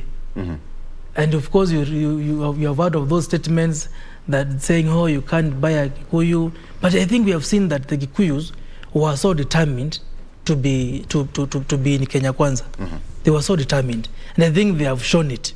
in the election, because seeing somebody like Kiraito falling, even though he was defended by independent, Kimani Ngujiri, you know how he defended the president, in Nyeri Town, Jeremiah Kioni, old SG of Jubilee, To be honest, even them, they knew the wave was strong, and even now, if you look at Kirinyaga, Waiguru knew that UDA wave is very strong, and she moved to UDA. Unfortunately, we are seeing that Ngrishi is taking it. Basically, what's the message out of that? Because the inroads that UDA made in the central part of this country, as you said, was something to talk about. But what's the message out of that? The message is that, and especially to politicians, you must be in the right party, depending on now where you come from. Because you may be a strong candidate, yes, but people also, our Kenyan voters, the way they reason. And of course, we can't remove this idea of 6Ps from them. Because a candidate, if it is Ruto, you go to Ruto and tell them, vote my people. Raila will do the same. In Ukambani, Honorable Kalonzo will do the same. So I think it is the mindset of our Kenyans, whereby sometimes they will elect a weak candidate because they are in the right party, according to them. But in some areas, you are seeing that people are electing even independent candidates. Actually, the majority party, if it is a party in quotes, will be the independent candidate. Because now the independent candidates will say, I'm not opposed to this kingpin. I am with him. I'm actually supporting him. So I think it is the party politics. You have seen in Kenya, they are saying there was the yellow fever. Which was now sweeping them. In Rift Valley, the same. So I think it is a lesson to learn. And in my opinion, Victor, if Kenya may grow as a democracy, and if we may have maybe like what happens in the US, where we have 2 parties, we agree it is A and B, without having several parties, and now we ensure that there is party democracy. Nominations are conducted fairly, because actually the reason why we have so many independent candidates is because the party nominations were not properly conducted. Okay, before I give it to Kioria, Wakili, this place so close to your heart, Wiper and Ukambani. How did, perhaps people thought that Honorable Kalonzo Musyoka was not going to pull Ukambani? Just give us, a complete picture of what happened in Ukambani. Thank you, Victor. I was actually waiting for that that question, because Wiper is dear to my heart as a Kenyan voter. And Victor, anybody who doesn't know Honorable Kalonzo Musyoka is the one who will underestimate him. For example, the 3 Ukambani governors, Ngilu of Kitui, Mutua of Machakos, Kibwana of Makueni, they underestimated Honorable Kalonzo. Where are they now? Kibwana lost. He vied for Senate, he lost to Dan Manzo. Mutua is confused. He doesn't know where he is. I saw him saying he is supporting Ovenya Ndeti for governor. Ngilu, she ran away. She said, no, me, I'm okay. I think I saw her when Regina was your colleague was submitting. I saw her at Bomas. She says she has gone to support Baba in the national elections. Honorable Kalonzo Musyoka, Victor and Kioria commands the entire Lower Eastern. There was some messages on social media that the entire company is Wiper. How true? Could you please confirm or deny? I can confirm that, especially with the governor, 100% Wiper, senator, 100% Wiper, women rep, 100% Wiper. For MPs, 90% Wiper for MPs. Okay. Yes, for MCAs, 60% Wiper. Because you see, for MCAs, there were a lot of independents who were saying, I'm still in Wiper, but I'm independent. Okay. So generally, Honorable Kalonzo Musyoka delivered 90%. 90%. Okay, Kioria, we'll come back to that one so that you can give us more details on what really happened. Kioria? All right. Wakili, I want to take you back to the process. Yes. Because yesterday, and I think our question was posed to the commission, in Old Kibra Primary School, where Raila Odinga voted, Form 34A disappeared. Question is, and I think IBC tried to address it, but not so many Kenyans understood it. So you have the opportunity right now to break it down for us. The original Form 34A was mishandled, probably by the returning officer. What physical form then will the IEBC be relying on to collect results today? And number two, second part of our question is, the officer said to have mishandled or misplaced this form. What action is taken against them at this point? Thank you, Kira. That's a good question, because this is happening to so many other positions where now the physical forms, they don't get to the tallying center. Anything can happen in Curia. Maybe the vehicle transported them can can have an accident. Maybe they are destroyed by fire, or maybe it rains. Yeah, that is why there is this electronic transmission of the forms. And now, for example, now in the issue of Kibra constituency, the agents are supposed to have a copy of the form where they have signed, and now the IBC are supposed to have the electronic version of the form.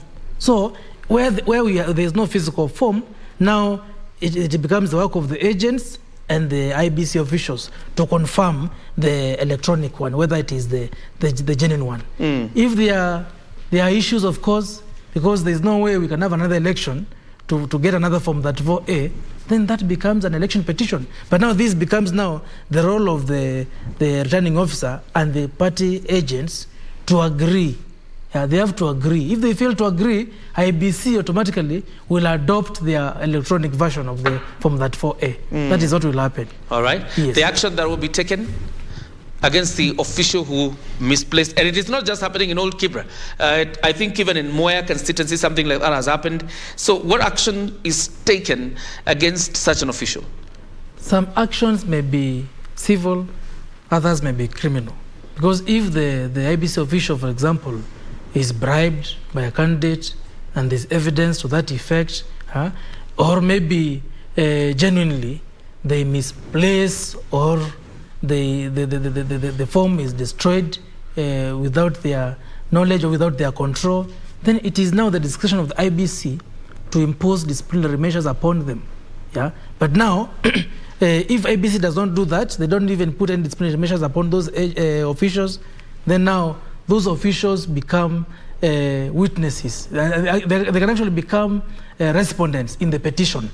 If you are convinced that Victor, who was the presiding officer in KBC polling station, colluded with a candidate, and the form disappeared, then Victor, on his own now as a person, not as IBC, becomes a respondent, and action will be personally taken against Victor.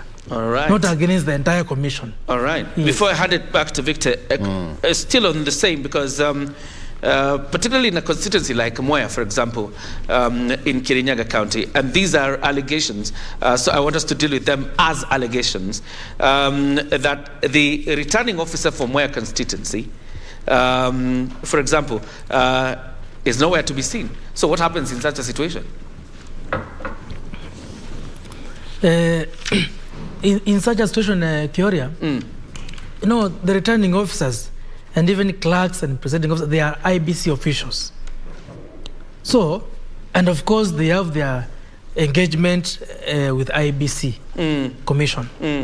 So, if the returning officer disappears from their employer, which is IBC, and they are supposed to deliver the results or some of the forms, then the IBC will put actually a criminal complaint against them for the police to look for them and charge them. Yeah. So I think it becomes now an employer-employee issue if the returning officers or even POs, if they disappear. It is an employer-employee issue. But now for the candidate who has been affected, when they launch a petition, then now that particular returning officer becomes a respondent. on their own individual capacity. But now on the issue of them disappearing, it is employer-employee issue. So it is for the ABC as the employer to take action against them. What the candidate want, because a returning officer, Kioria, can maybe in the course of their duty, they may fall sick, and now they may be replaced because they are not working in their individual capacity. It is the position. They can even be replaced along the way. If somebody has an emergency or personal issue, there can be another returning officer who is now deployed to carry the duty, because all the officer should do is to ensure that the results are transported and transmitted to the tallying center. All right. Yes. Okay.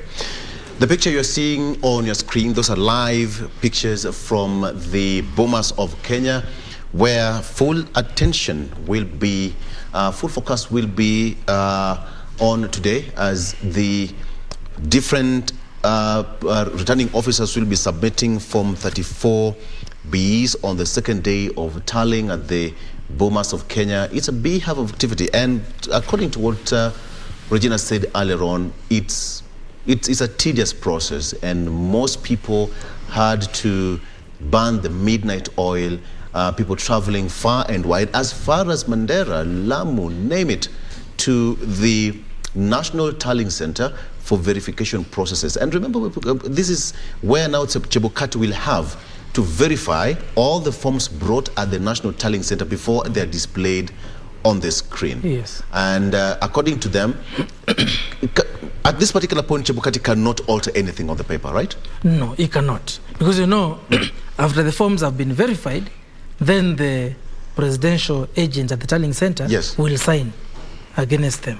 So, and after signing, now they are now published. So he can't alter anything. Right. Actually, what can be altered is before now they are. Actually, their work is not to alter anything.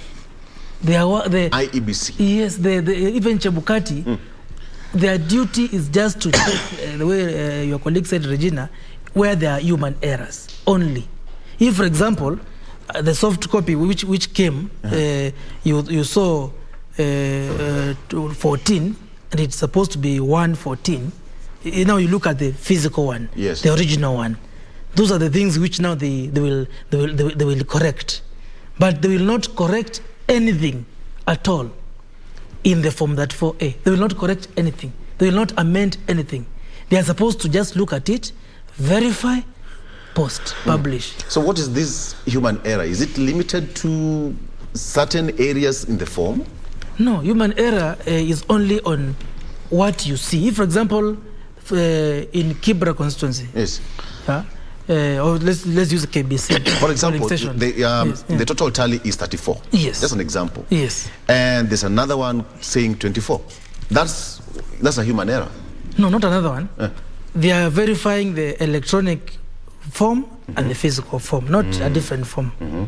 If the electronic form is indicating 34, but now maybe the person who saw it, when some of them are being scanned by phone and sent through WhatsApp. Yes. So it is not clear. Right. If now the original comes and you confirm, no, it is not 34, it is 24, then now you correct that in the system.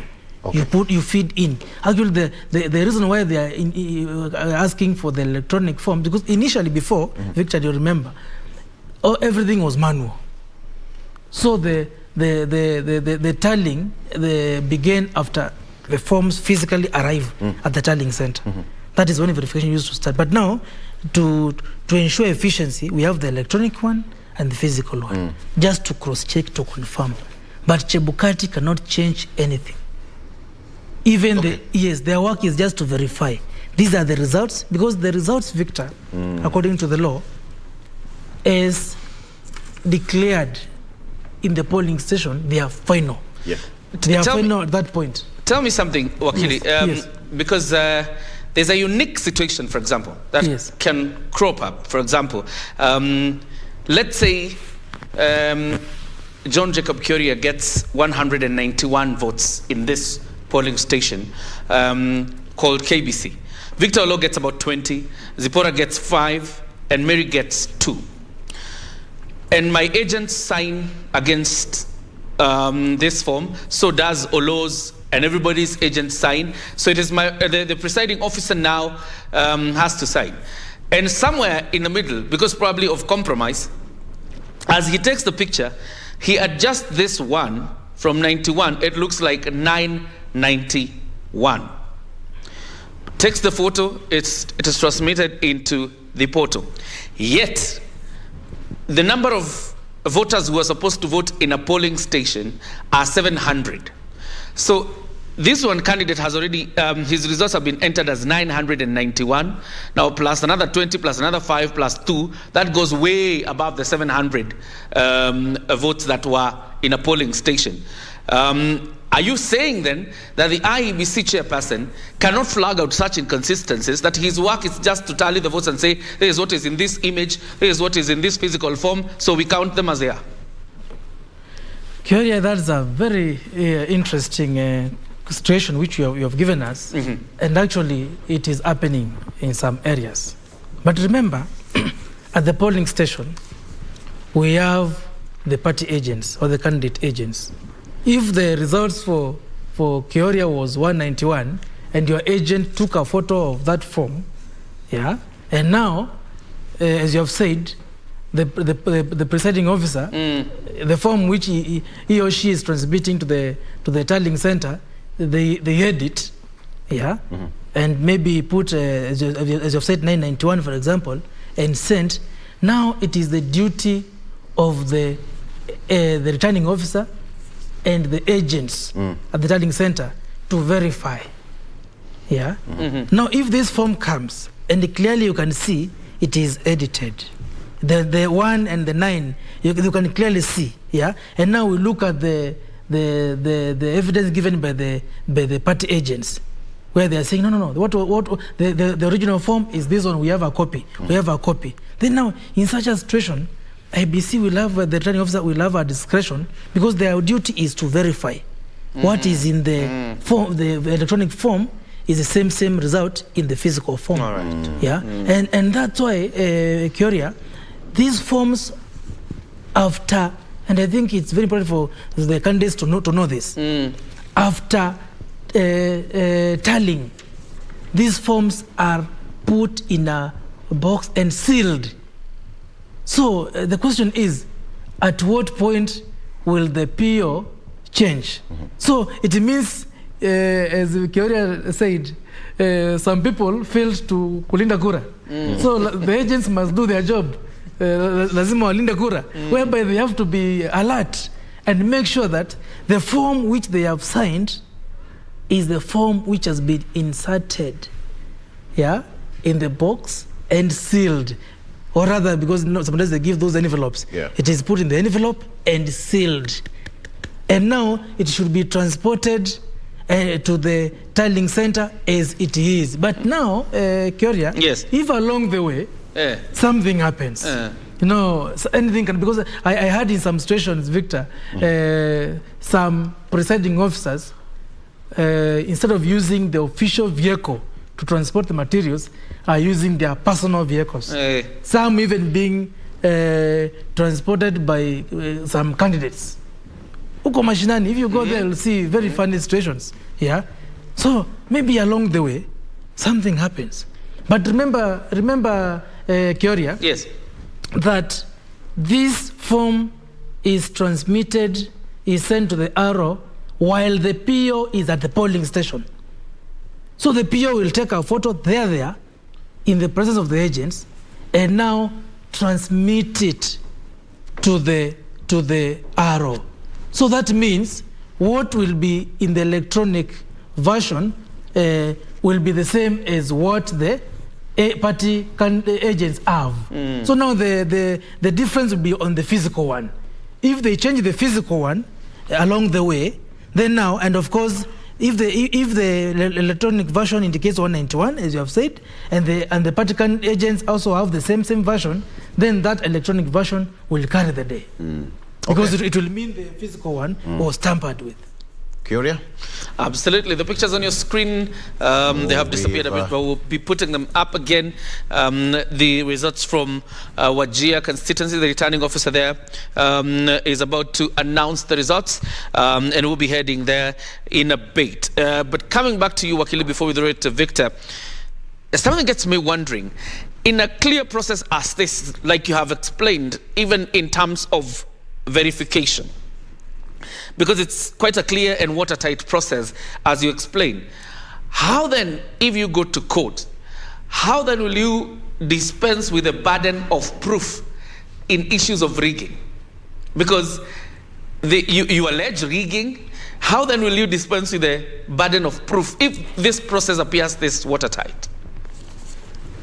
Exactly, and that will be now the challenge. Because, you know, if you put a petition, you must support your petition. And of course, the courts will rule on a balance of probabilities.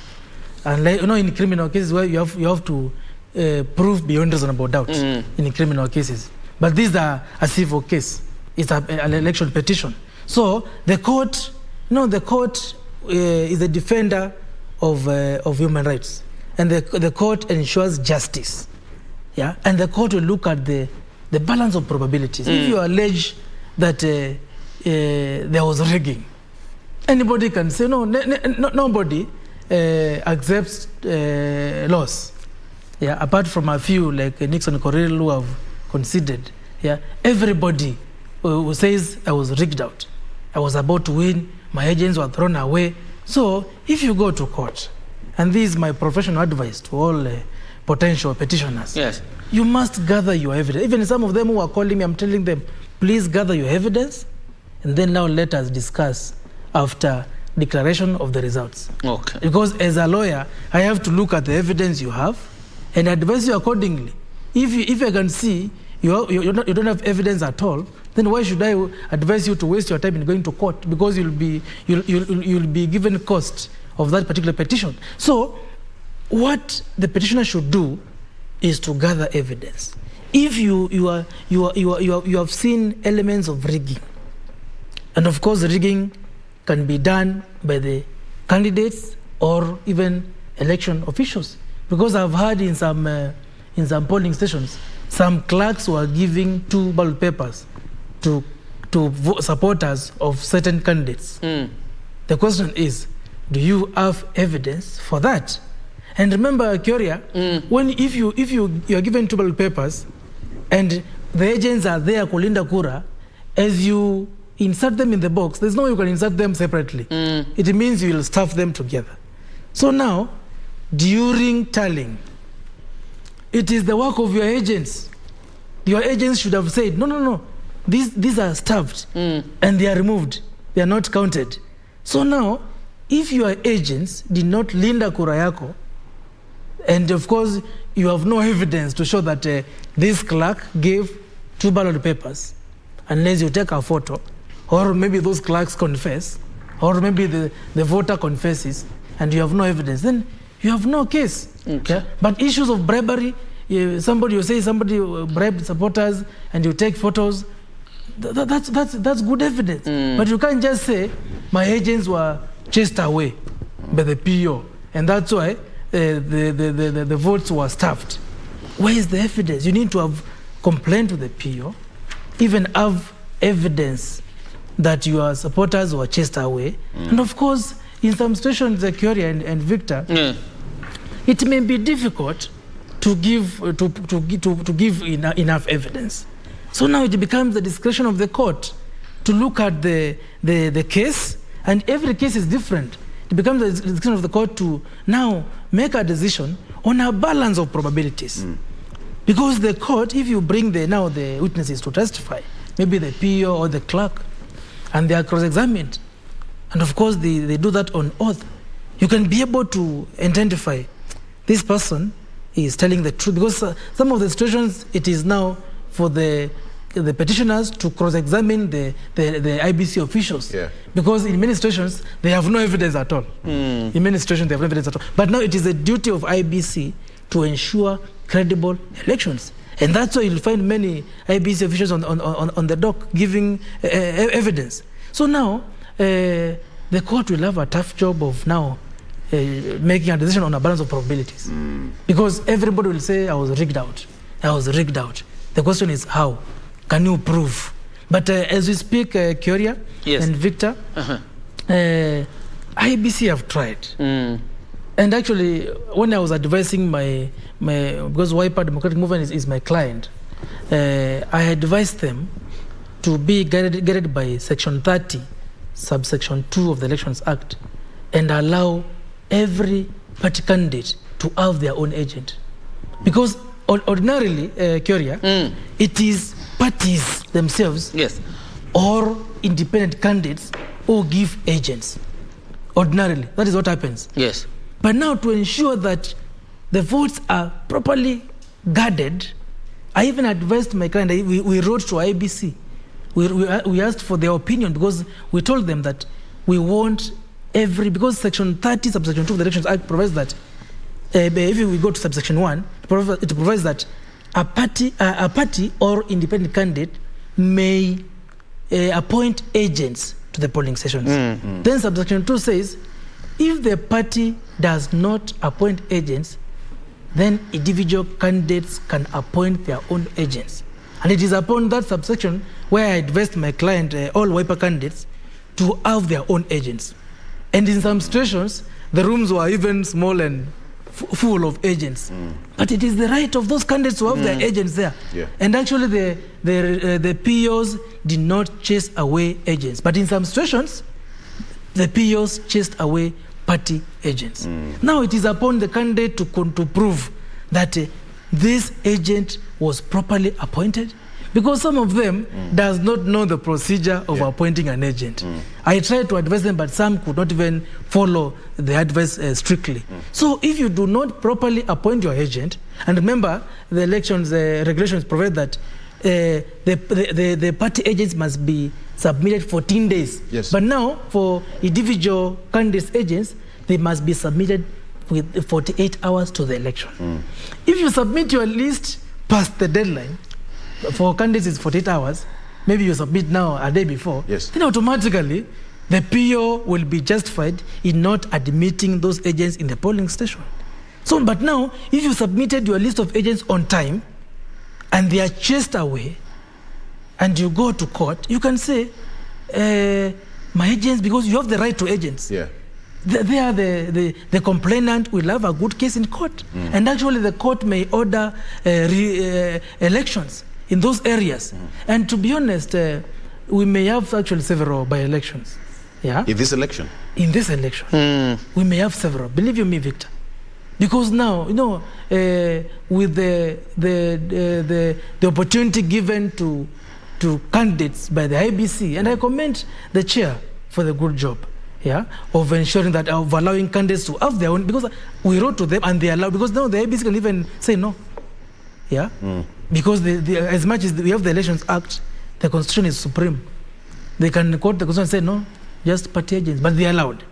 And also they allowed agents to even take photos of the forms in the polling station.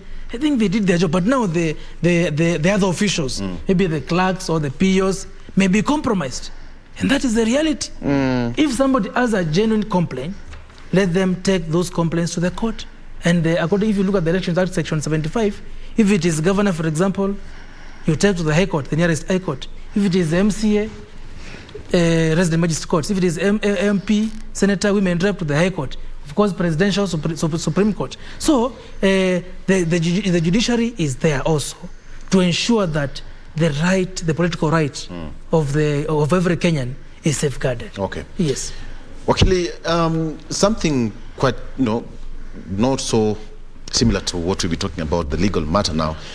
There seemed to be a big or a loud silence from the big four, so to speak. But let me now write down to the top two. That is Honorable Odinga and Deputy President William Ruto. According to what we've been seeing online, and even the reporters are out there, as at yesterday there were some signs of a press conference, and at some point it was called off. All of them were called off, rather. What do you think is running through their minds right now? Because from Tuesday, today is Friday, no word from them. And actually, that was the best decision by them. After voting, what should they say? They should not even say anything. The people who should be now active in this process are their agents. Yes. That's why they have their agents. Yeah, because they should not comment actually anything, because that would be part of, if there is violence, and God forbid, and maybe it is attributed to some statements by these candidates, then they will be culpable. So I think even as on the legal point of view, they should just stay at home with their families. Many of them were campaigning without having time for their families. Let them stay at home with their families. So this is where you say that kila mtu afanye kazi Kila mtu afanye kazi yake.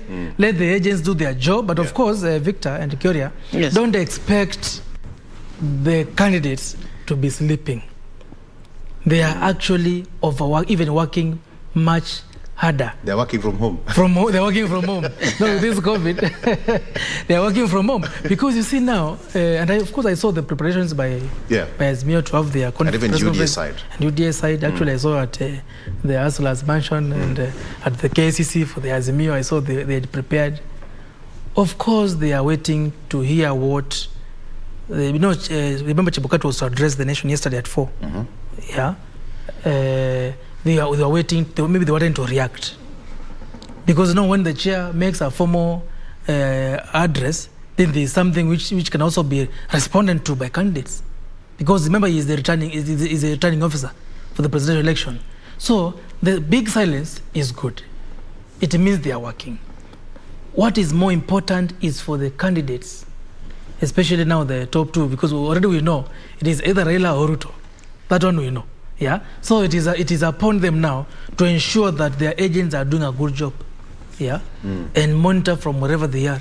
But now making statements like this, because I saw even my senior Sifuna making some statements, we should not be making statements at this point. Let the IBC do its job without any interference. Because you see, if you make some reckless statements and something happens maybe and you launch a petition, even the court will look at you and say, even you are careless. Yeah. So I think what they should do is to wait, let them comment on the statements by IBC. If Chebukati comes up with another formula, maybe he changes some of the rules, then they have the right to comment. But as for now, Victor and Kyoria, I think it is best of them to just stay away and work from home. Wakili, I have a quick one on the process, because I'm sure you observed the 2017, and of course advising a serious political figure in the name of Kalonzo Musyoka obviously puts some responsibility on you. You saw the election in 2013. There's no doubt there's an improvement, a lot of improvement in the transmission of results in 2022 as compared again to 2017. But from a legal perspective, do you think there's tightening that needs to be done, either legally or in terms of technology, to tighten the credibility of an election? Yes, Kyoria. And I've always, when Victor was hosting me here before the elections, I was telling him, and I was advising IBC on air and telling them they must do, and of course it is not their duty, but there must be proper civic education. Because to be honest, Kyoria, there are so many Kenyans who don't know how to vote. What? They'll put a tick for who they want and an X for who they don't want. Those are rejected votes. But more importantly, Kyoria, and this one I will state it as my opinion as a Kenyan, there were so many Kenyans who were prevented from voting because maybe you traveled up country, but you took your vote in Nairobi, you had no chance to transfer. Now with the technology, and we have the KIMS kit, why should you be, and of course if they improve the technology and ensure that it is fully digital, let every Kenyan be allowed to vote wherever they are. Even if I travel out of the country and there is a polling station in the embassy, the nearest embassy, I can go there and vote. I shouldn't be told, go to Sekuru where you come from. So I think with regards to protecting the right to vote, as per Article 38 of the Constitution, I think that needs to be done. Because, of course, if we continue being manual, it means a PO cannot have the entire register for the entire country for you to be allowed to vote manually. Yeah. On the issue of now the voting process, yeah, and you have seen in some situations, especially the MCA seats, there are so many names. They're even close to 30 names. Yeah, and of course, it is their right to be allowed to participate, and it is the right of now the voters to vote. Yeah, so the IEBC, and from looking at what they did, it was so organized. Yeah, whereby you are seeing the ballot, the color of the ballot paper is matching with the ballot box, very organized. So now, if the voter is confused, the IEBC have done their job. Because if I compare 2017 and now, and actually, if you remember, there were long queues in 2017. Yeah, very long queues. People going to the polling station at 5 a.m. They are voting at noon. Yeah, but this time round, it was very swift. But of course, it was also being delayed by some of the voters not being identified by the KIMS kit. So there were those kind of delays. Yeah, but it is something which needs to be improved. And then you see some of these polling clerks, they are employed maybe a month to the election. Yeah, maybe some of them are not even qualified. They're not properly trained. So I think it is upon IBC to ensure that they properly train the polling officials, because at least for the ROs, yes, and the commissioners, I think it should be around a permanent job, yeah, okay, whereby they are given a contract. Right. But for yes, let's take a break, and perhaps Kiore, you can take us to ground zero. Absolutely. Quite an interesting turn here. And of course, we'll be trying to link up with Ruth Wamboi, who is in Starehe. There's a commotion a bit in Starehe. The results are not yet announced in Starehe constituency at Jamhuri High School. And probably Ruth Wamboi will paint the picture for us of what is happening in Starehe. But right about now at the NAV Center is Serafina Robi, who joins us live from the Bomas of Kenya. Serafina Robi, good morning. Quite some activity behind you. Could you kindly give us a quick update on what is happening? Indeed, a very good morning, John Jacob Curia, coming to you live from the NAV Center of the Independent Electoral and Boundaries Commission, where we are at the auditorium, where, as you've said, you're able to see a lot of activities going on here at the auditorium, where we have seen a number of agents representing different political parties as the verifications of Form 34A and 34B is going on. And as the chair of the Independent Electoral and Boundaries Commission, Wafula Chebukati, had indicated yesterday, is that the returning officers have started coming to this particular place, bringing the physical forms of Form 34A and 34B, which are then being verified by the IEBC official, and thereafter the report is written and handed over to the chair, who is Wafula Chebukati, who is able to then declare the results. As of now, what you can see on the screens that are inside the auditorium is that William Ruto is leading with about 50.63%, followed by Raila Odinga at 48.29%, and then we have George Wajakoya at 0.79%, and Wahiga David Maure at 0.26%. Well, Curia, with Aaron Chariot, who is also here at the auditorium, to just get his views on how they've seen the process going on, and to also give us his observation. Karibu sana. Thank you. Yes, what's your observation so far? Well, so far so good. I'm satisfied with the process this far. I like what IBC is doing. When the constituency returning officer arrives with Form 34A, which are the forms of the station, and the collated results from the constituency, the 34Bs, they take one station. We have our agents placed there. So far, I think they have verified up to 16 constituencies, and out of those, we haven't found any discrepancy with what we have at our other tallying centers, our own. That is at the party headquarters and our presidential command center. So basically, we are satisfied with the process this far. The only concern is the speed at which this is being done. It's quite slow.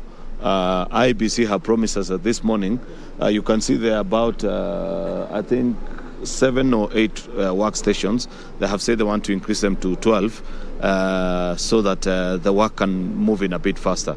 I'm told a good number of returning officers have actually arrived with their results. They're now just waiting to get a table so that they can begin the verification process. So far the process is thorough. It meets the threshold of what a proper scrutiny of a free and fair election, at least up to this far. What I have seen, I am satisfied, and I hope we stay that way up to the 291st constituency. Then the election winner can be declared. I believe you're representing Kenya Kwanza. So how are the results so far on your side? They have all tallied with what we have at our... We have 3 independent verifying centers of our own who have sent us results from the 46,000 plus polling stations across the country. We have done our tallies. We know we have won, but we await the decision. The election has to be called by IEBC. The thing that we are happy about is that up to now there hasn't been a single variation between what was reported at the polling station and what is being brought here. We hope that there had been fears and rumors yesterday that probably somebody may try to change or do the other, but up to this point there is nothing of the sort that we have seen. So what you have seen brought here is exactly what was announced at the polling station up to this point, and we are satisfied, and we hope it stays that way until the end. Comparing this election to the previous elections, how would you rate the level of transparency that the IEBC has given different political parties? What I would say, the thing that sets this election apart is the decision to upload the Form 34As from the polling station immediately counting was done. That public portal of the 46,229 Form 34As, the minute they were made public, it made life very difficult. You remember, if you go back, and you can go back to 2007, 2013, even 2017, there were all these issues about, oh no, this is not what was announced at the polling station. But immediately you count and you upload. At that point, many people hadn't thought about, oh, you need to change this. That the little games that the different people who try to sabotage elections do is that once they do the independent tally and they realize they are short of, like, this is a close election, that's the truth. We know our candidate has won, but it's not with a very big margin. So you find people try to be mischievous and say, oh, if you can get raise 1,000 here and the other, they try and piece them together. In this election, that's nearly impossible because of the uploading of the 34As. Immediately counting was done at the polling stations, and that has been what has made this election safer. The only issue, and there was a meeting last night between our agents and IEBC, and this matter came up, is what will happen when there is a discrepancy between a physical form brought here and the uploaded one. The law, as per the IEBC Act that we passed, this must be around, I think, the 2016 one, is that when there is a discrepancy between the electronically transmitted one and the physically brought here, the returning officer, that's the chairman of IEBC, has a legal obligation to verify and find that which represents what was announced at the polling station. And that is what will carry the day. Of course, there'll be a whole process about it, calling of agents, seeing the copies that agents were handed. Remember, all agents were handed copies of the 34s is in at least most of the stations, not all of them. In certain places, there were difficulties here and there. But in most of the stations, that's what was given. That has made life extremely difficult for anyone who tries to manipulate this election. So once that matter was determined yesterday, and the chair said we will take it through a thorough audit so that we establish why there's a variation between the form that was announced at the polling station and what was uploaded to the portal. And of course, what is announced at the portal also has a timestamp and other security features. So it's more difficult and nearly impossible to tamper with than the physical one. Though even the physical one, part of what is being done here is to check many of these, all these forms actually have got very high-level security features, watermarks that are hidden and the rest, which to sit down and have the master to have the presence of mind to carry out a forgery of the same is not something very easy. But we know that we are facing people who might not easily want to concede, so we will remain to be vigilant. Yeah. We've seen also early celebration. What does this indicate from different both political parties? I don't know. It could just be the political play. Everybody's trying to psych up their supporters. You don't want to be seen as if you gave up early. But between us and them, they know the truth. That's why you saw the drama of the things they were trying to do. They're making life impossible for IEBC staff. Remember, when their candidate, when the tally that is being done independently by media had their candidate leading, they didn't have a problem. But later, when the process moved almost to completion, they started saying the media houses have been hacked. So it tells you that they know the truth. Once they raise a complaint against the media, I can tell you, I know for a fact, and that's why I have come here this early, that in the next few hours, you'll see them coming to try and disorient IBC. But we want to plead with IBCs to stay firm and not accept to be intimidated by anyone. Let them just do their job independently. Okay, as we wind up, how many agents does Kenya Kwanza have at this auditorium? That's the other issue. That's the other issue. The reason you can see the desks are empty is that most of our agents, about maybe 30 of them, they have worked the last 24 hours without taking a break. We have agents who are waiting outside, but the accreditation process is quite difficult. So we have people willing to come and do the job, but they don't have IBC accreditation. Nobody foresaw that it was going to take this long to do a verification. So if IBC can quickly verify our agents who are outside, we will begin the verification. As it is right now, you can see people are idling on the tables. You're the only agent around so far? No. I'm not an agent. I'm an observer. But our agents are seated on the table, those who have been able to change shift. But there's a bigger group that is outside who haven't been accredited. And I guess that goes for both sides of the divide. You can see that's why the tables are empty. That's why the returning officers are sleeping on the chairs, because there's no desk that has been set up for them to begin their work. If that can be sorted, it will make this work a bit more easier. Have you raised that with the IEBC? Yeah. They're addressing it. They've said they're working on accreditation of all those agents. Like I've told you, they also want to increase the workstations. They want to move it to about 12 workstations, so that every swoop they do 12. Remember, they have 291 or 92, 292 stations.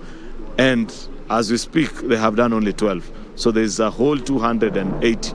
And I think they've announced only 6 or 7, if I'm not wrong. So there's a whole day of work ahead of us. Okay. Yeah. Thank you very much. Thank you. Well, John Jacob Courier and Victor, as well as Jane, as you've heard from Aaron Chariot, just giving us a breakdown from the Kenya Kwanza side on how they're seeing things here at the auditorium at the Bomas of Kenya, which is the now center for the IEBC, saying that right now the only problem they're experiencing is that some of their agents and observers have been locked out of the game because they do not have accreditation, and they're now calling on the IEBC to step up and try to find a solution for that.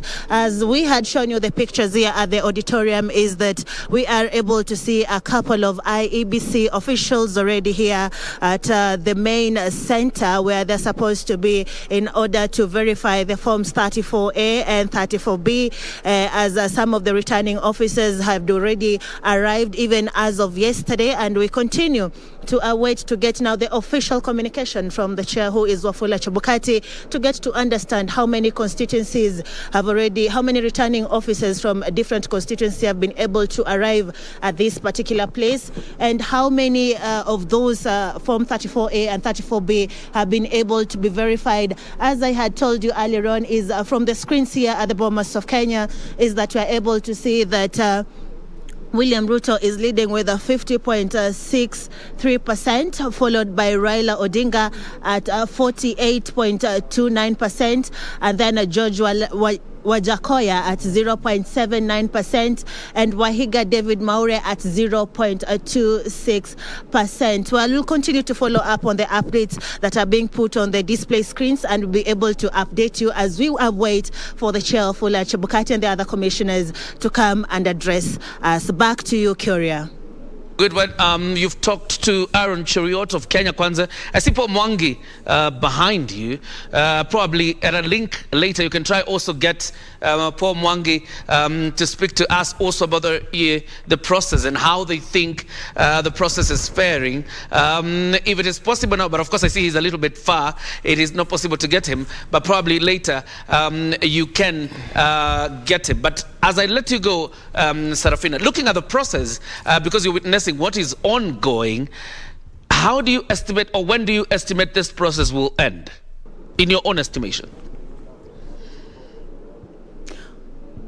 Well, from what we heard from the chair of IBC, who is Wafula Chebukati, yesterday, he was able to tell us that they are expecting to have all the returning officers to come with the forms 34A and 34B to this particular place, bring the forms, and then thereafter they will be verified from this particular place. Then after verification, they'll be able to record them, and then after they're recorded, they'll be able to do an analysis so as to get to determine for the presidential results whoever will win, on whether they've been able to attain the 50+1 vote, and also if they've been able to get half of at least 24 constituencies, they've been able to win from at least half of the votes from at least 24 counties. And therefore this means that since we've not been able to see all the returning officers yet to arrive here at the Bomas of Kenya, this means then that we expect them to come today, which is on Friday, and maybe the verification will take place today and tomorrow probably, and thereafter maybe we expect the results to be declared either on Saturday, Sunday or Monday, given that the chair, Wafula Chebukati, was able to tell us that they have a timeline of about 7 days to declare the results from the original voting day, which was on the 9th, Tuesday. So this will probably be either from tomorrow, from Saturday or Sunday or Monday. You have a question for Sarafina? Thank you so much. Perhaps just one thing, the way we said, get Paul Mwangi. We also need to get from him to balance the other side. Sarafina, continue bearing the cold. Hata si pia tuko kazi huku. Absolutely. Awesome. Thank you very much, Sarafina Robi. Of course, an update from the Bomas of Kenya. We'll be linking up with her later. She is our appointment at the Bomas of Kenya. Thank you very much. Now we head over to Trans Nzoia County. The results of the gubernatorial position are out. This footage is from earlier.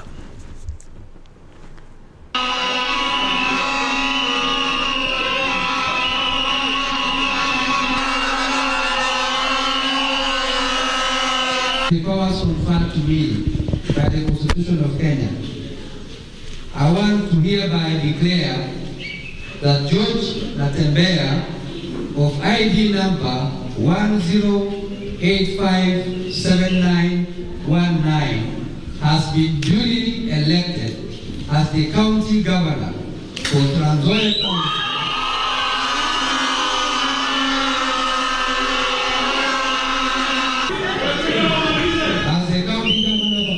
County. In the elections held on the 9th day of August 2022.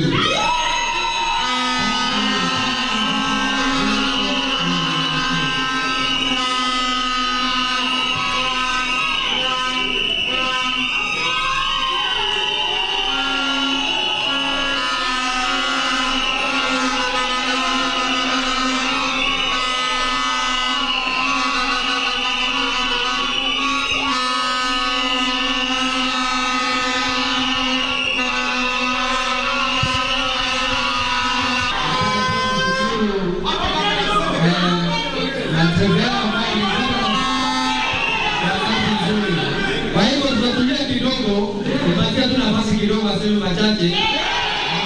Ningependa kwanza kuchukua nafasi hii niwashukuru sana wananchi wa Trans Nzoia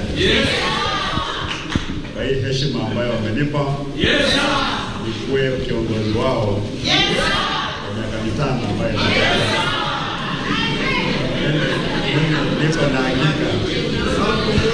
niko na hakika kwamba yale mambo yote ambayo tumekuwa tunaongea katika kampeni tutatekeleza kikamilifu. Ningependa pia kushukuru familia yangu, nikushukuru mke wangu na watoto wangu watatu kwa ile support ambayo wamenipatia. Pia ningependa kuwashukuru sana wale watu ambao tunafanya nao kwa ofisi yangu ya kampeni, ikiwemo timu ya media, timu ya security, timu ya protocol, timu ya welfare. Na pia niwashukuru sana wale viongozi wengine ambao wamekuwa nasimamia masuala ya kampeni katika sub-county zetu 5 na pia katika ward zetu 25. Wamekuwa watu ambao wamekuwa waaminifu sana, wametufanyia kazi nzuri. Ningependa pia kuwashukuru professionals, wakiwemo walimu wetu wote wa KUPPET, wa NAT, KESHA, KEPSHA ambao tumeshikana sana. Over 90% ya walimu wamekuwa katika kampeni hii. Ningependa kuhakikishia ya kwamba hii tu ndio mwanzo wa safari ya kukomboa Trans Nzoia. Tunajua kaunti yetu mahali ipo sahihi na mwanzo atakana kwenda. Ningependa tu kuwaomba wakazi wa Trans Nzoia kwamba ile kazi ambayo iko mbele ni nzito, lakini inawezekana. Tukishikana pamoja, tusaidiane na tukoparate, lakini mambo yatakuwa mazuri. Ili tuondoe kaunti yetu mahali ipo namba 47 ikuje. Nawashukuru sana kwa kukaa hapa kuanzia mchana mpaka sasa imefika asubuhi, mmevumilia.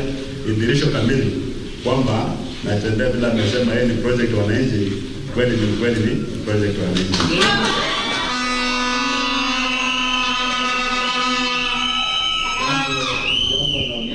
Kumshukuru yule alikuwa mpinzani wangu kabisa wa karibu, Bwana Chris Omalo, kwa kukubali matokeo ya uchaguzi huu. Vile watu wanasema kwamba uchaguzi sio uadui, ni fursa tu wananchi wanapewa kuchagua viongozi. Amekubali, amekubali, na mimi najua atajoin wakazi wengine wa Trans Nzoia katika kujenga kaunti yetu.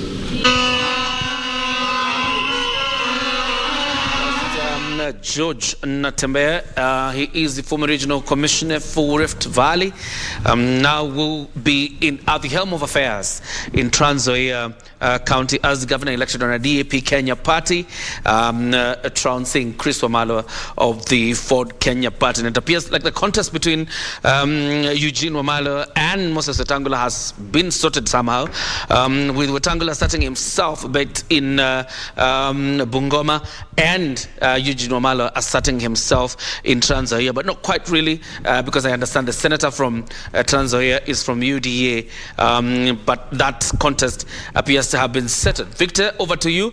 Natembeya ametembea kwa kiti ya ugavana. Yes, sir. The comic relief with Kenyans. Yes, sir. Everything is yes, sir. I mean, you have just to make it fun. I mean, there is no serious issue about it. And coming back to Wakili here, exactly what Senator Chiruyo talked about is what we've been discussing here in studio. The issue of the discrepancy. Yes. Which have also been asked by Sarafina, the discrepancy from the physical form brought by the returning officer and the one that uploaded. And now you could hear that they've also raised that question, that what if? Yes. Yes. And perhaps this is where there is some heat being generated at the Bomas of Kenya. Exactly. The heat will come from that discrepancy. Yes.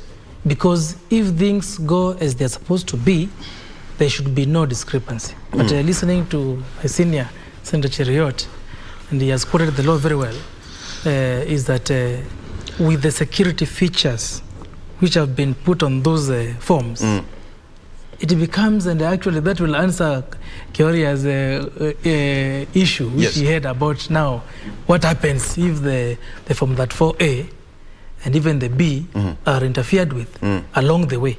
Yeah. So now, if the electronic form is different from the physical, then it becomes the duty of the returning officer in the presence of the agents to make a decision. The decision must be made before the results are announced. Whether the decision is to disqualify or maybe to to take it as it is, or with the agreement of the agents, choose one particular form. It becomes the RO's discretion. But as I said earlier, whatever is transmitted electronically should be whatever is in the physical form. It should be. If there is any discrepancy, and of course when the forms are being transported, it is assumed they are transported by the IBC officials and security personnel. Of course, I don't know whether it is possible to have the agents in those vehicles, but sometimes they demand to have at least one agent in those vehicles when they're being transported. If there are any issues, in my opinion, it is easy to interfere with the physical form. Yes. But the electronic form, and as I saw it when I was observing the elections, the photo is taken there and there when the agents are looking, and it's transmitted, and the time is even indicated. And there are security features. So it is not easy to interfere. But of course, some people are saying they are hackers who are, and of course you saw that whole drama yesterday when some people were being arrested at Bomas. They are saying they are hackers who can hack the IBC system and interfere with the electronic forms. That's why, of course, we have the physical form. So let's hope, as my senior chariot said, let's hope that everything will go on smoothly. And I haven't had any complaint by either the Azimio team or the Kenya Kwanza team. So it means IBC is doing a good job so far. Let's hope there will be no because but I think, as we said earlier, they need to increase their personnel. To be honest, and I noted Senator Cheriot's complaint that they are very slow. And actually, he said that IBC planning to increase more desks to perhaps 12 now. Yes, they have to. And that issue of the agents, and I remember I wrote to the IBC myself on Wednesday, asking them, actually sorry, on Tuesday evening after the elections, they had not approved the party agents who were supposed to be, even observers, who were supposed to be at Bomas. Because they are supposed to be given badges. And now at the same time, they are going on with the process. And now as you speak, and you have heard Senator Cheriot say, their agents are still outside awaiting verification, and the process inside is ongoing. So IBC, I think at this point, should enhance their efficiency in terms of how they are handling this process. The solution is for them to have more personnel. And probably this could be one of the reasons why we might have a long delay, because whatever Aaron Cheriot has said is that everything is now, nothing is happening at the Bomas of Kenya. Yes.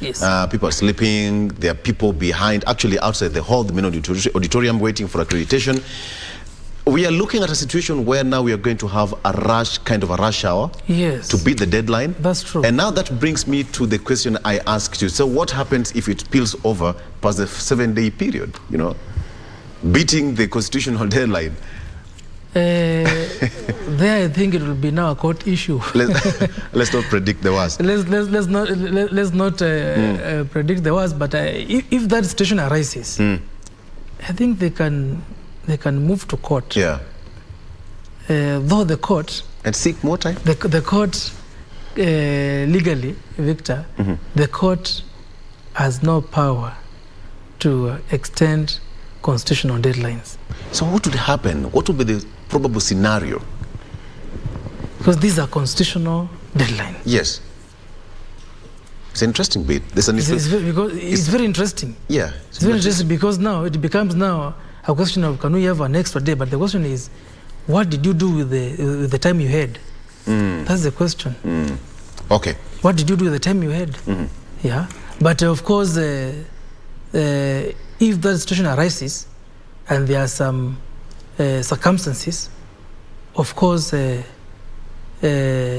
court may try to intervene, because that bit is a bit silent. It's very in silent the Constitution because it says within 7 days. Yeah. So what if? Yeah. What if exactly? So let's hope they'll do their job. What if? let's hope they'll do their job within those 7 days. Okay. If it means having more personnel, so be it. Yes, they have to enhance the way they are doing the verification. Yes. Okay, Wakili, there's a question of the swing vote. And in this election, it did not appear so much that as compared to the previous elections. We never had an issue of a swing vote area, like in the past. At this particular point, we would say that each and every candidate at least tried to evade all these areas which were considered or perceived to be swing vote areas. What would you attribute this to? I think looking at how the elections are coming out, those areas which were said to be swing votes, actually they are becoming either shared or strongholds of some candidates. Yeah, because if you look at Northeastern, for example, it is shared. Northeastern is shared. Look at Kisii, it is shared. Yeah. Look at now the coast. Coast you have seen Azimio dominating, though Kenya Kwanza also have a good share of it. Yeah, because mostly the swing votes are the ones which determine actually who wins the election, because every candidate has their own stronghold. Yeah, like if it is Kenya Kwanza, we know the Rift Valley, Mount Kenya. Now actually the swing vote, in my opinion, right now, Victor, is Western, because now Western is becoming like not anybody's bedroom. You have seen even the results in Vihiga, where now even the governor is it ODM? ODM. Yeah, so I think the issue of swing votes, and of course looking at how the candidates were able to share positions with people from various regions, I think it became an issue of what is there for us. Yeah. Look at the Rakanithi, for example. You can't even Meru.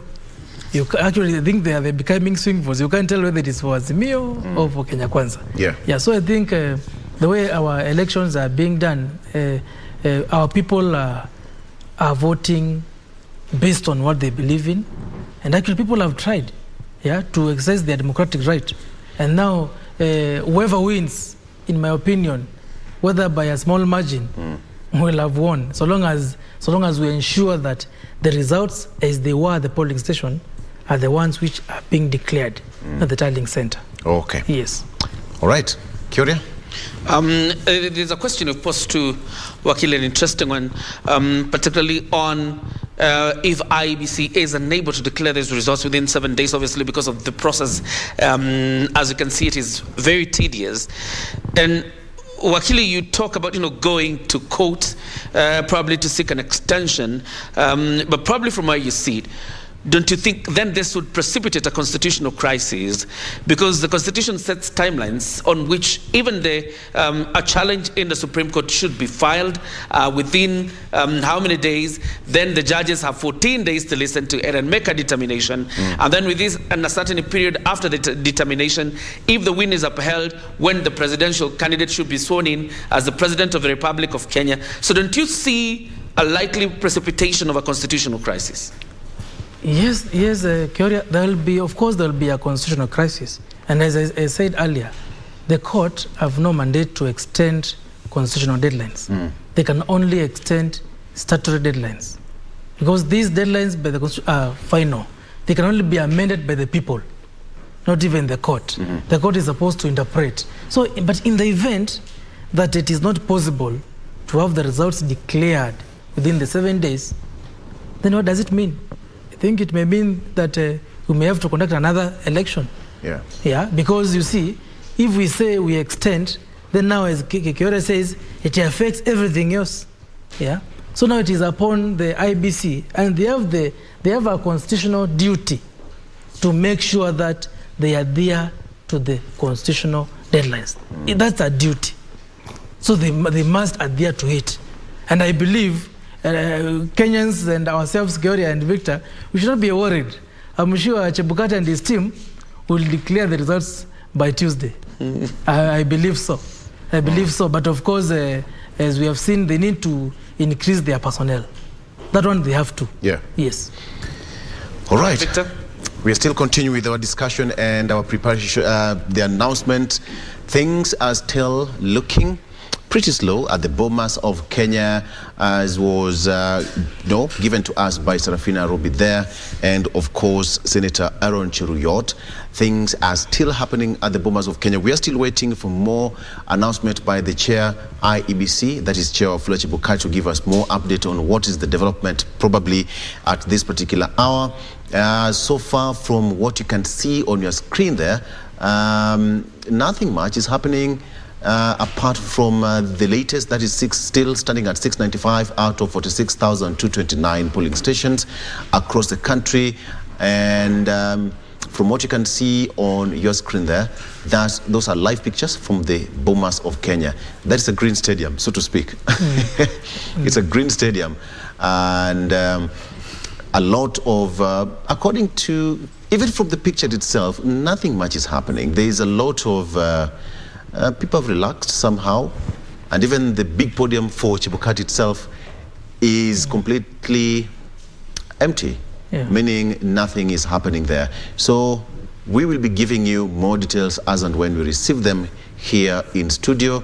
Remember, it's a tedious job. Probably a day or two, because Chebukati said that they will give the results in due course. That's what he said, in due course. So we don't know when that will happen. Live pictures from the Bomas of Kenya.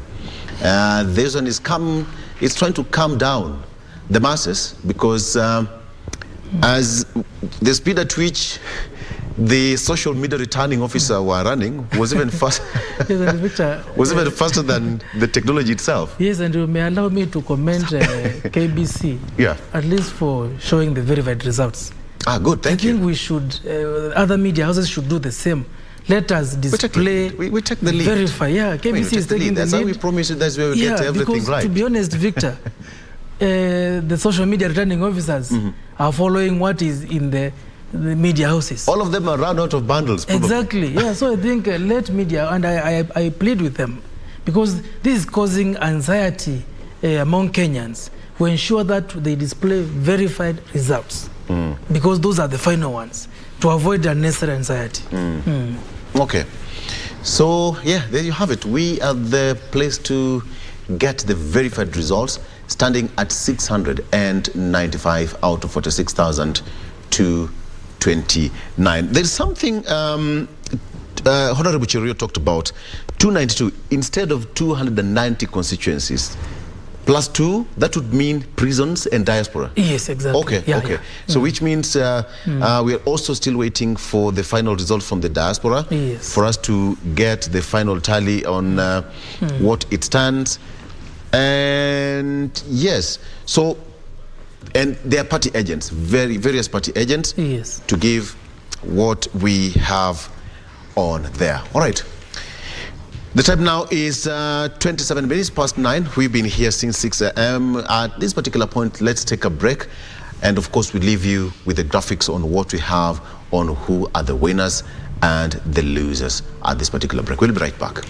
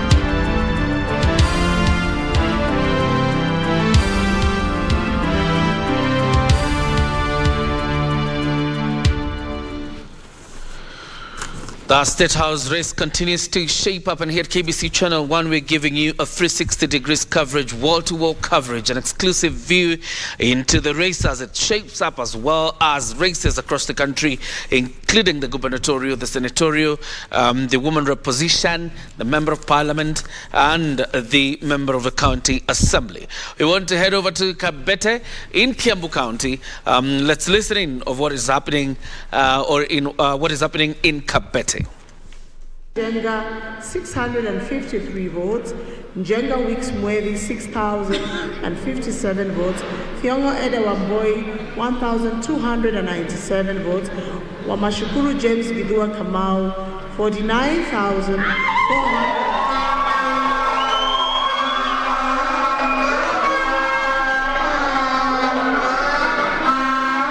I want to take this opportunity then to present this certificate of elected member of National Assembly to Mr.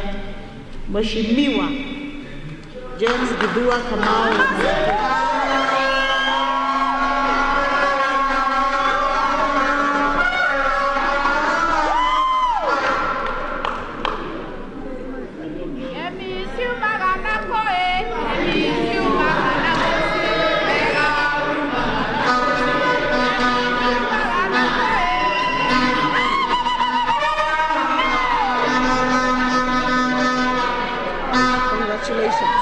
Congratulations. All the best. It is congratulations to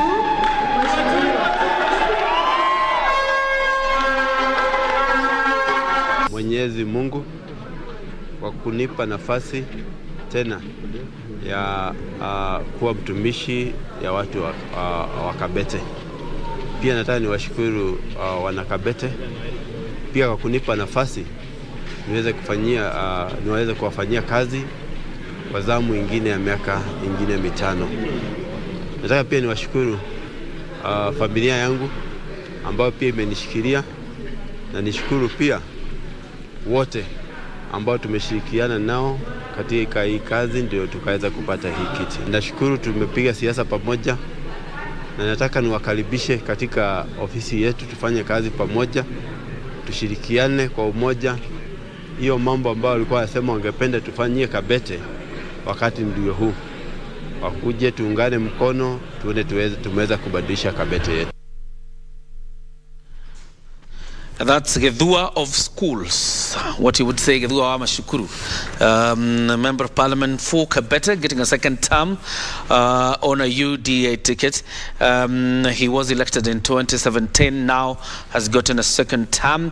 You can see his election there. That footage is from earlier as the presiding officer at the, or rather the returning officer at the Kabete constituency was announcing those results. On this end of studio, I have Bernard Mweru. He's the Digital Marketing and Partnership Manager at Africa 118. It's a company that deals with issues, social media and digital marketing.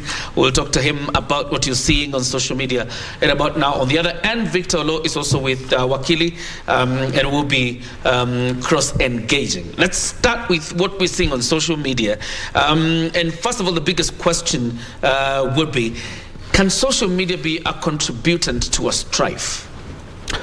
Yeah, so thank you so much for having me. My name is Bernard Mweru, and I'm glad to be here this morning. Oh. Yeah, so as per your question, yes, there is a lot of misinformation on social, and more so Twitter being the kind of a decision maker during these kind of political sessions, and of course Facebook as well. There's so much information that is being shared that is untrue or not verified, and there's those people who believe that's their source of information. There's that kind of a section of people who rely on that kind of information, and you see when people just share information live, there are chances of this information landing to a person who is relying on that information 100%.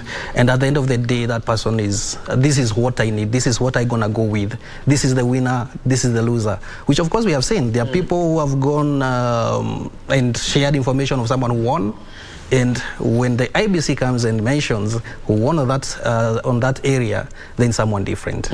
So I would say social media is impacting a lot of misinformation currently, and it's high time that people at least verify, maybe from other credible sources out here in the Kenyan nation. You talk about misinformation.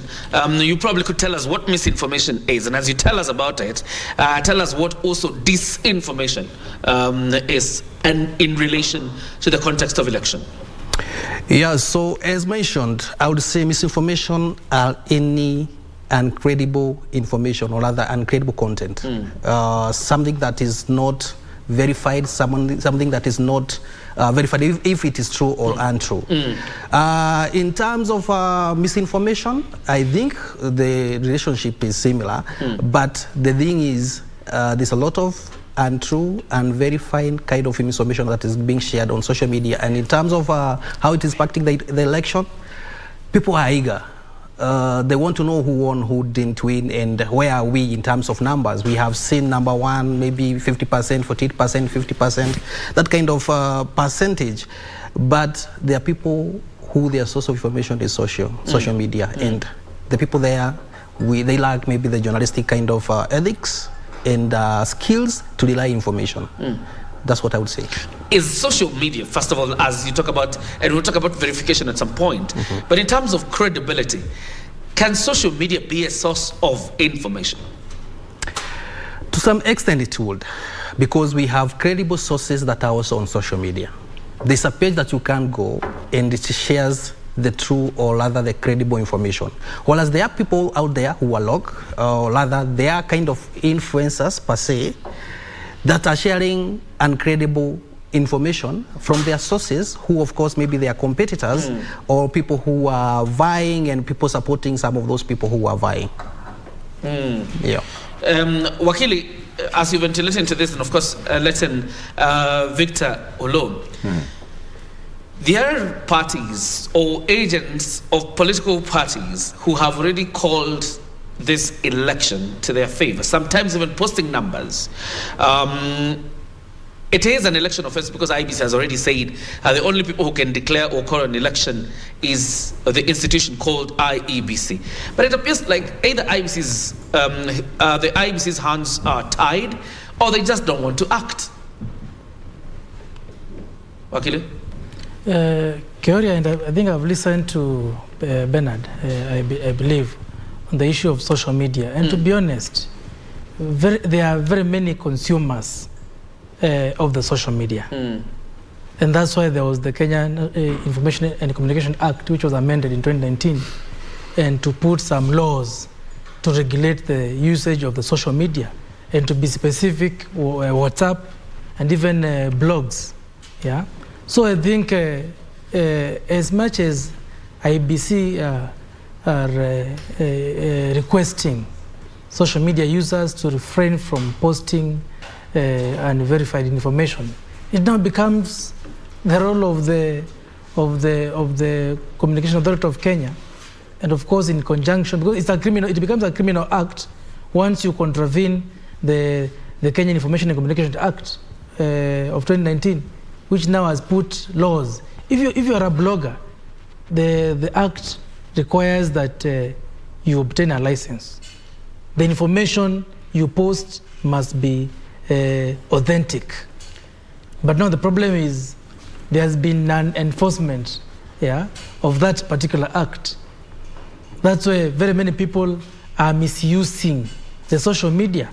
And to be precise, Keoria and Victor and my brother Bernard, this social media, if not properly guarded, may precipitate and cause a lot of tension, and actually even provoke Kenyans to think of engaging in some sort of violence. Remember, Keoria, as we speak, there is social media violence, where people are fighting online, using words of course.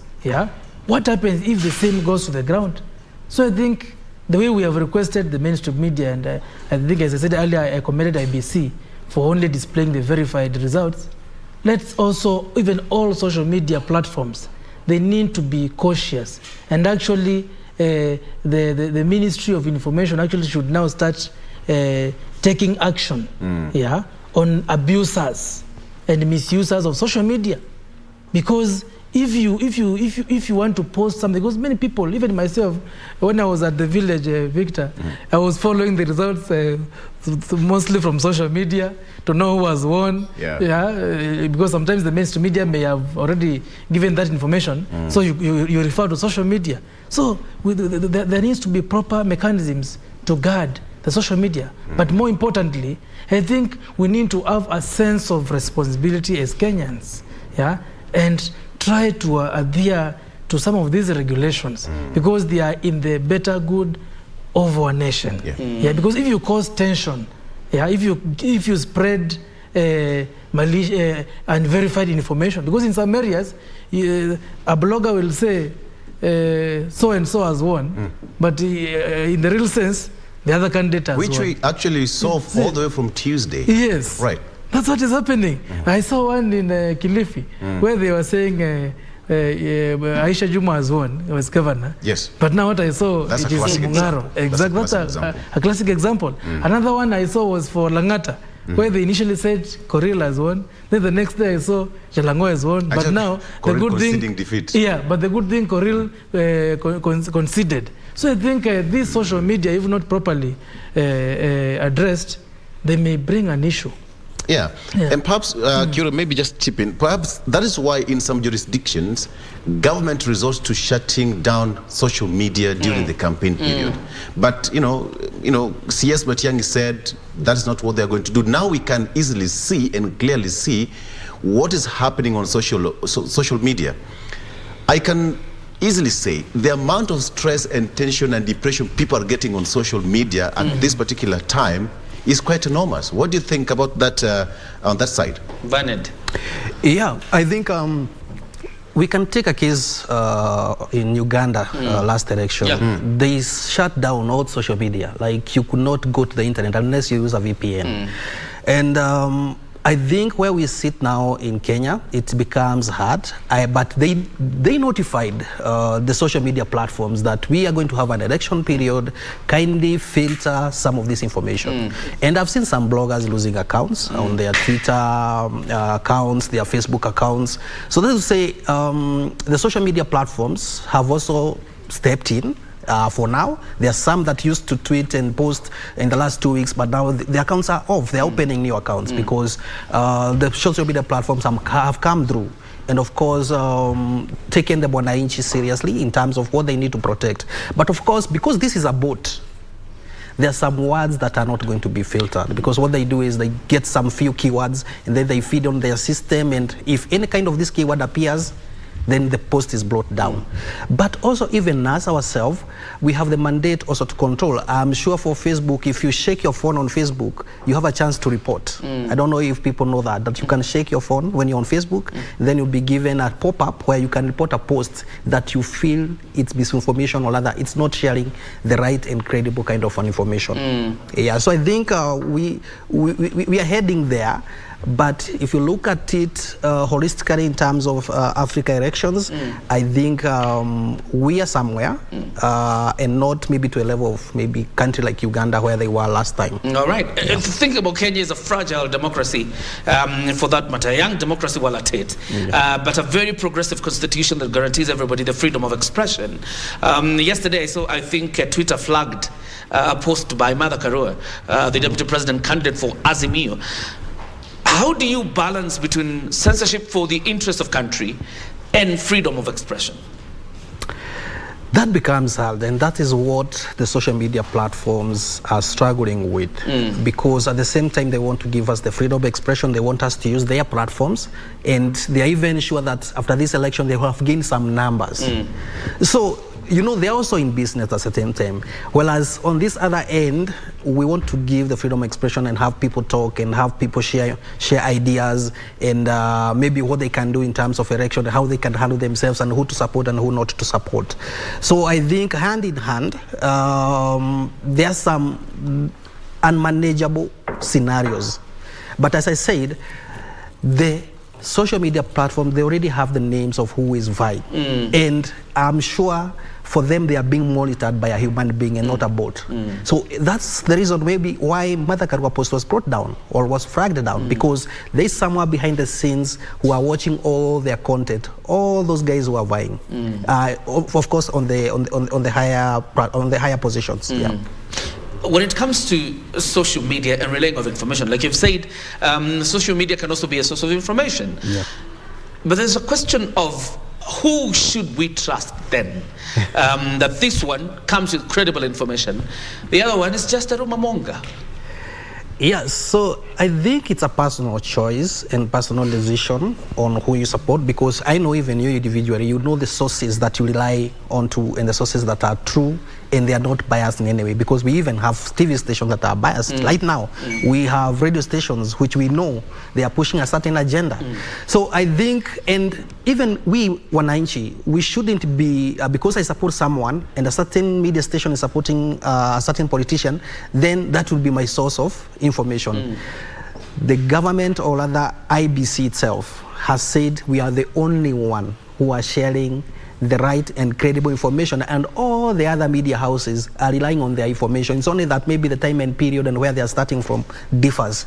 But I would urge any Mwananchi out there, there are social media platforms for IEBC.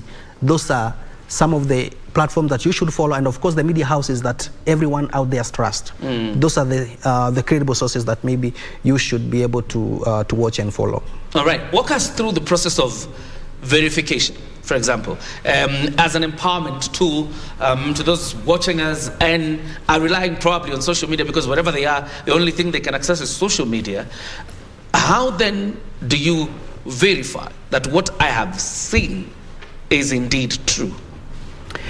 Yeah, so let's start from blogging, of course, which is hard to verify because maybe some of the Wananchi, they don't have maybe the skills to verify on that.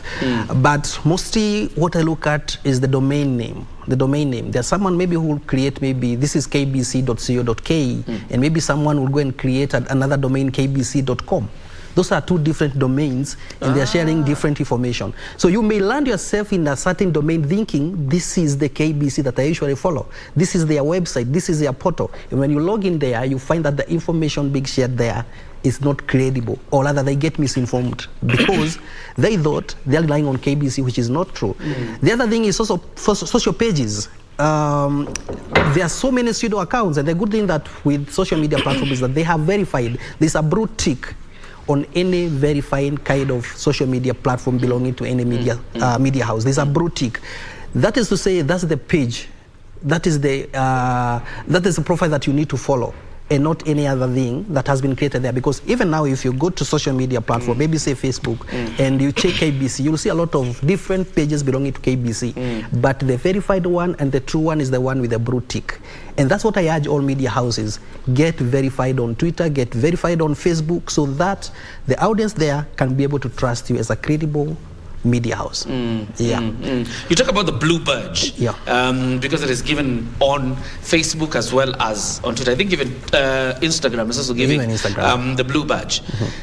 But the problem with this blue badge, sometimes it has been given to politicians or people of influence because they have followers, and they are also peddlers of disinformation or information. But the blue badge still confuses the person watching it to make it look like it's credible. How do you deal with that? Yes, so I know there are some crooked individuals that they have the blue badge.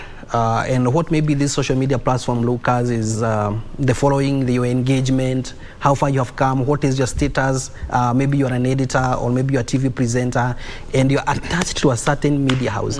But you see, maybe when you left and go log outside there, when you leave this media house, you won't report back and say, you see, you verified me because I was working for KBC, kindly now remove the blue badge. I'm now on myself sharing my own information. There's not that kind of follow-up.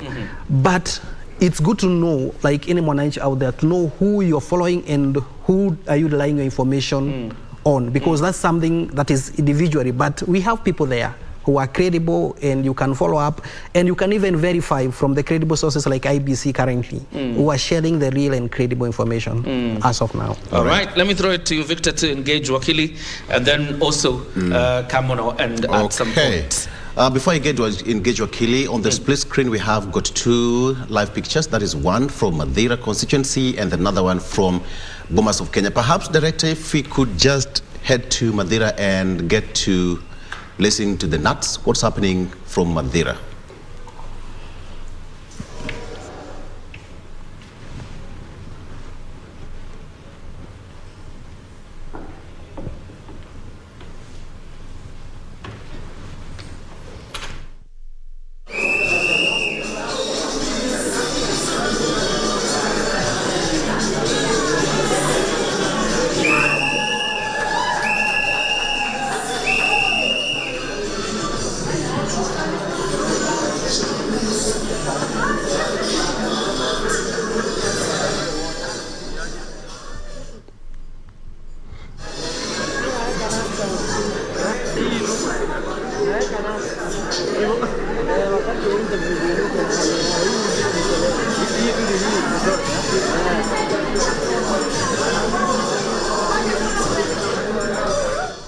All right. Those are live pictures from Madeira constituency and another one from Bomas of Kenya. As we promised earlier, this is a place that you'll be getting that 360 degrees coverage on this historic election, the transition election as we know it, because a lot is at stake. IBC, we are also waiting for the next address by Wafula Chebukati, but the way it seems, everything is still slow at the Uchaguzi Hall at the Bomas of Kenya, and that should be the returning officer in Madeira. You're yet to hear what is happening there. All right, so we are talking about social media, and an expert in studio, and I have Wakili in studio.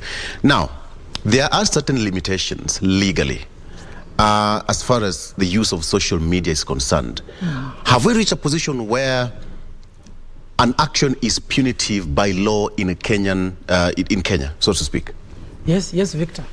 we have the amended Kenya Information and Communication Act of 2019, where now it has placed regulations and offenses with the use of social media. It's now actually an offense to contravene those particular regulations. But now the problem, as I said earlier, is enforcement. Enforcement. That was my next question. Enforcement. Yes. It seems like it's a silent kind of law. Yes, because I've heard my brother Bernard say that in some countries like Uganda, in times like this one, social media is completely shut down. Yeah, there was a blackout. I would advocate for that in Kenya. You would advocate? I would not. I would not advocate for that. As Kiore said, Article 33 of the Constitution is very clear. Freedom of expression. It must be safeguarded. I don't know whether freedom of expression as a right is in Uganda. I don't know. But in Kenya, we know there is freedom of expression, Article 33. And the Constitution is supreme to any other statute. So as much as we have the Kenya Information and Communication Act, we have the Constitution. But now the issue here, and actually what I would request the relevant institution, and this case is the Communication Authority of Kenya in conjunction with the DCI, they need to start taking action.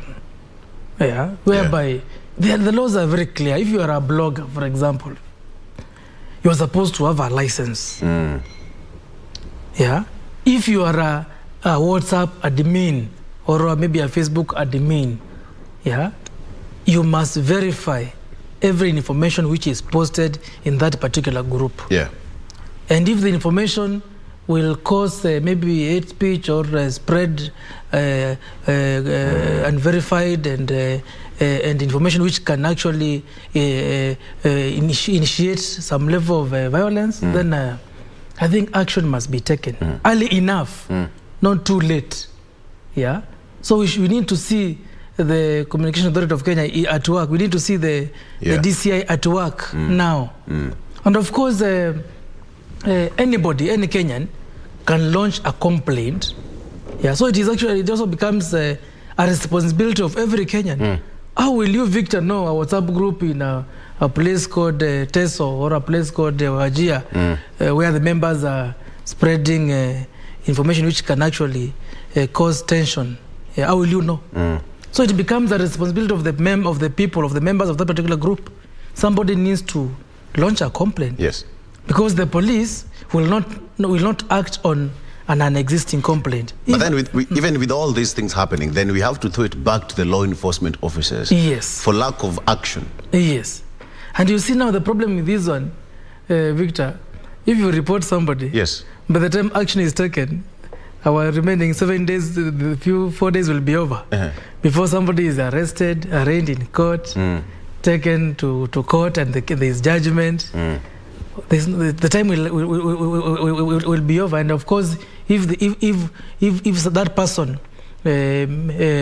initiated violence through their post, whatever action will be taken on them will be too late. Okay. So it is a matter of a sense of responsibility by every Kenyan. Okay.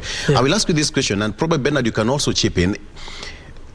Is social media a blessing in disguise? I'm asking this question because throughout the campaign period, we saw almost all the political parties having their social media platforms running. They never depended on mainstream media.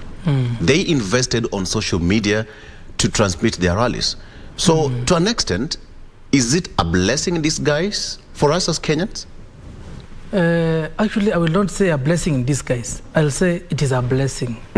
Not in disguise. It is a blessing. But now, it is now the opposite of blessing is curse. Now you can say curse in disguise. Yeah. I don't know. But in my opinion, it is a blessing. But now it depends on how we use it. There must be proper use of the social media. Yes. Because as a lawyer, I can tell you, when I was at home voting, I did several cases at home. Yeah, I can log in to Microsoft Teams and Zoom and do my matters there. Yeah. It has really helped. Actually, these virtual courts came as a result of social media. Yeah, that's why now we have these social media platforms, which are even being used. Even now, even to IBC now, these forms are transmitted via social media. Very fast. Take a picture, WhatsApp, you send. Very fast. Yeah. So it is, instead of in the past, somebody had to go to cyber, scan, and send. There's no electricity. There's a network problem in the cyber. There's network problem. Yeah. So it is a blessing. Yeah. But now we have to use it well, because it can be also used to cause fear, because some candidates, Victor, as you have said, did not even go to the ground. Some were campaigning via social media. That now bloggers were in a permanent employment, where they are doing all those man of posts, campaigning, spreading propaganda. And you know, propaganda sometimes really affects the reasoning of the voter. Yes. Like as our propaganda being spread that now there's an agreement between some candidates, so and so are stepped down, and the voters will go there and vote for the other person and say, oh, he stepped down, and it is propaganda. So I think there needs to be a regulation, and that's why we have these amended acts, where now the social media usage must be regulated. Okay. Yes. All right, before you come to Bernard, let's go to Madira now and listen to the returning officer. Straight to Madira. Karaoke Go Kamau, 2,649 votes. Kyomo, Kejua David Kafufa, 190 votes. Kyomo Faith Muhoni, 216 votes. Maina Barton Washiro, 1,920 votes. Minor Gerard Mashera, 449 votes. Muthongo Sare Salome Wambui, 1,644 votes. Ndagita Anthony Murithi Maina, 12,880 votes. Washira Peter Dilipu,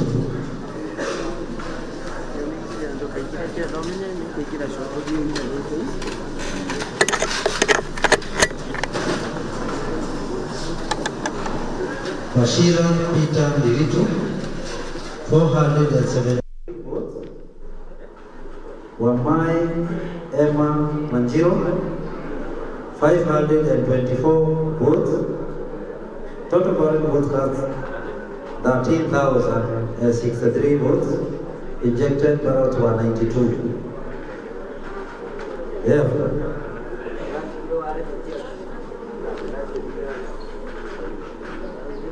I declare Dagita Anthony Murithi Maina to be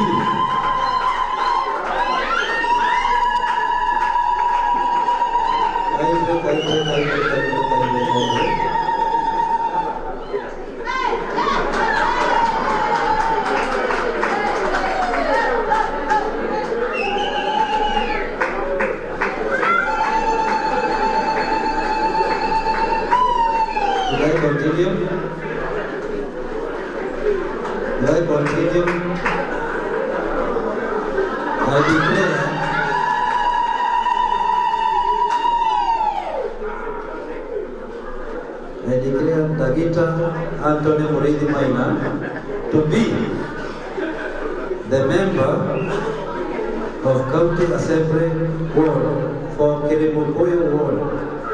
Member elect. Chief Agent, kindly come and sign for me. Chief Agent.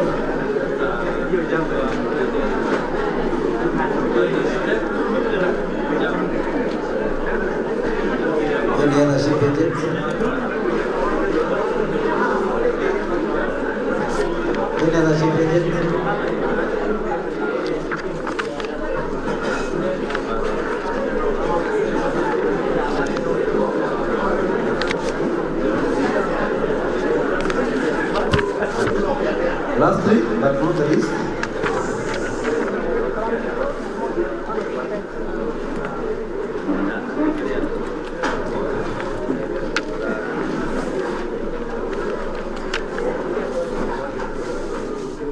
Karatina Town,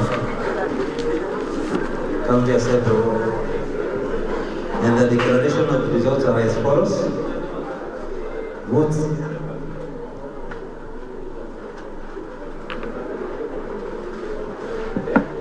garnered by each and every candidate as they appear in the ballot paper. We will start with Gabigia Anthony Muriuki, who garnered 3,758 votes. Kaliuki Rinet Wamuyo, 348 votes. Maina Joel Gishuru, 782 votes. Muridi Paul Dirito, 1,958 votes.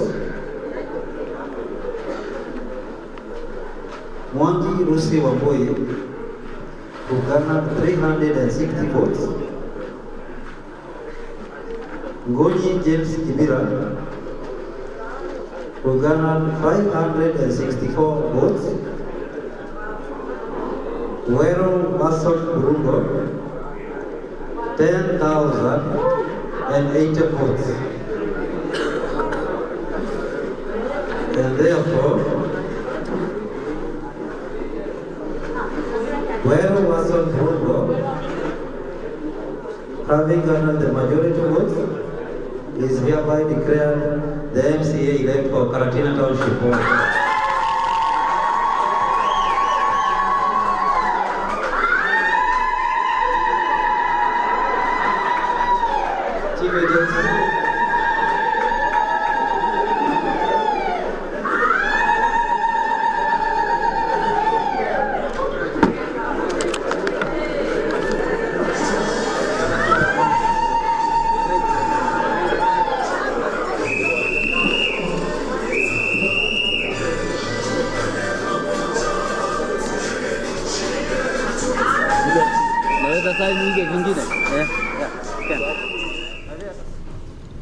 Those are live pictures from Bomas of Kenya as well as Mathira constituency in Nyeri County. The returning officer there has just declared the results from Karatina Township ward. And I'm sure in this session is where they will declare the MP elect for Mathira constituency. But just what you've seen there is the declaration of the MCA for Karatina Township ward. We are also live from the Bomas of Kenya, where we expect a status update from Wafula Chebukati, the chairperson of the IEBC. But you can see the floor is quite busy at the Bomas of Kenya as political party agents and IEBC officials collect data and verify before it is posted on the portal as official results verified from forms 34A and B is the physical ones and the pictures taken at the polling station. Let's head over to Kilifi County now. Junaid Karisa is back again. This time she'll tell us in which constituency of Kilifi County and what is happening there. Junaid, good morning. Morning, Kyoria. I'm coming to you live from Kilifi North constituency at the Pwani University. This is the county tallying center. And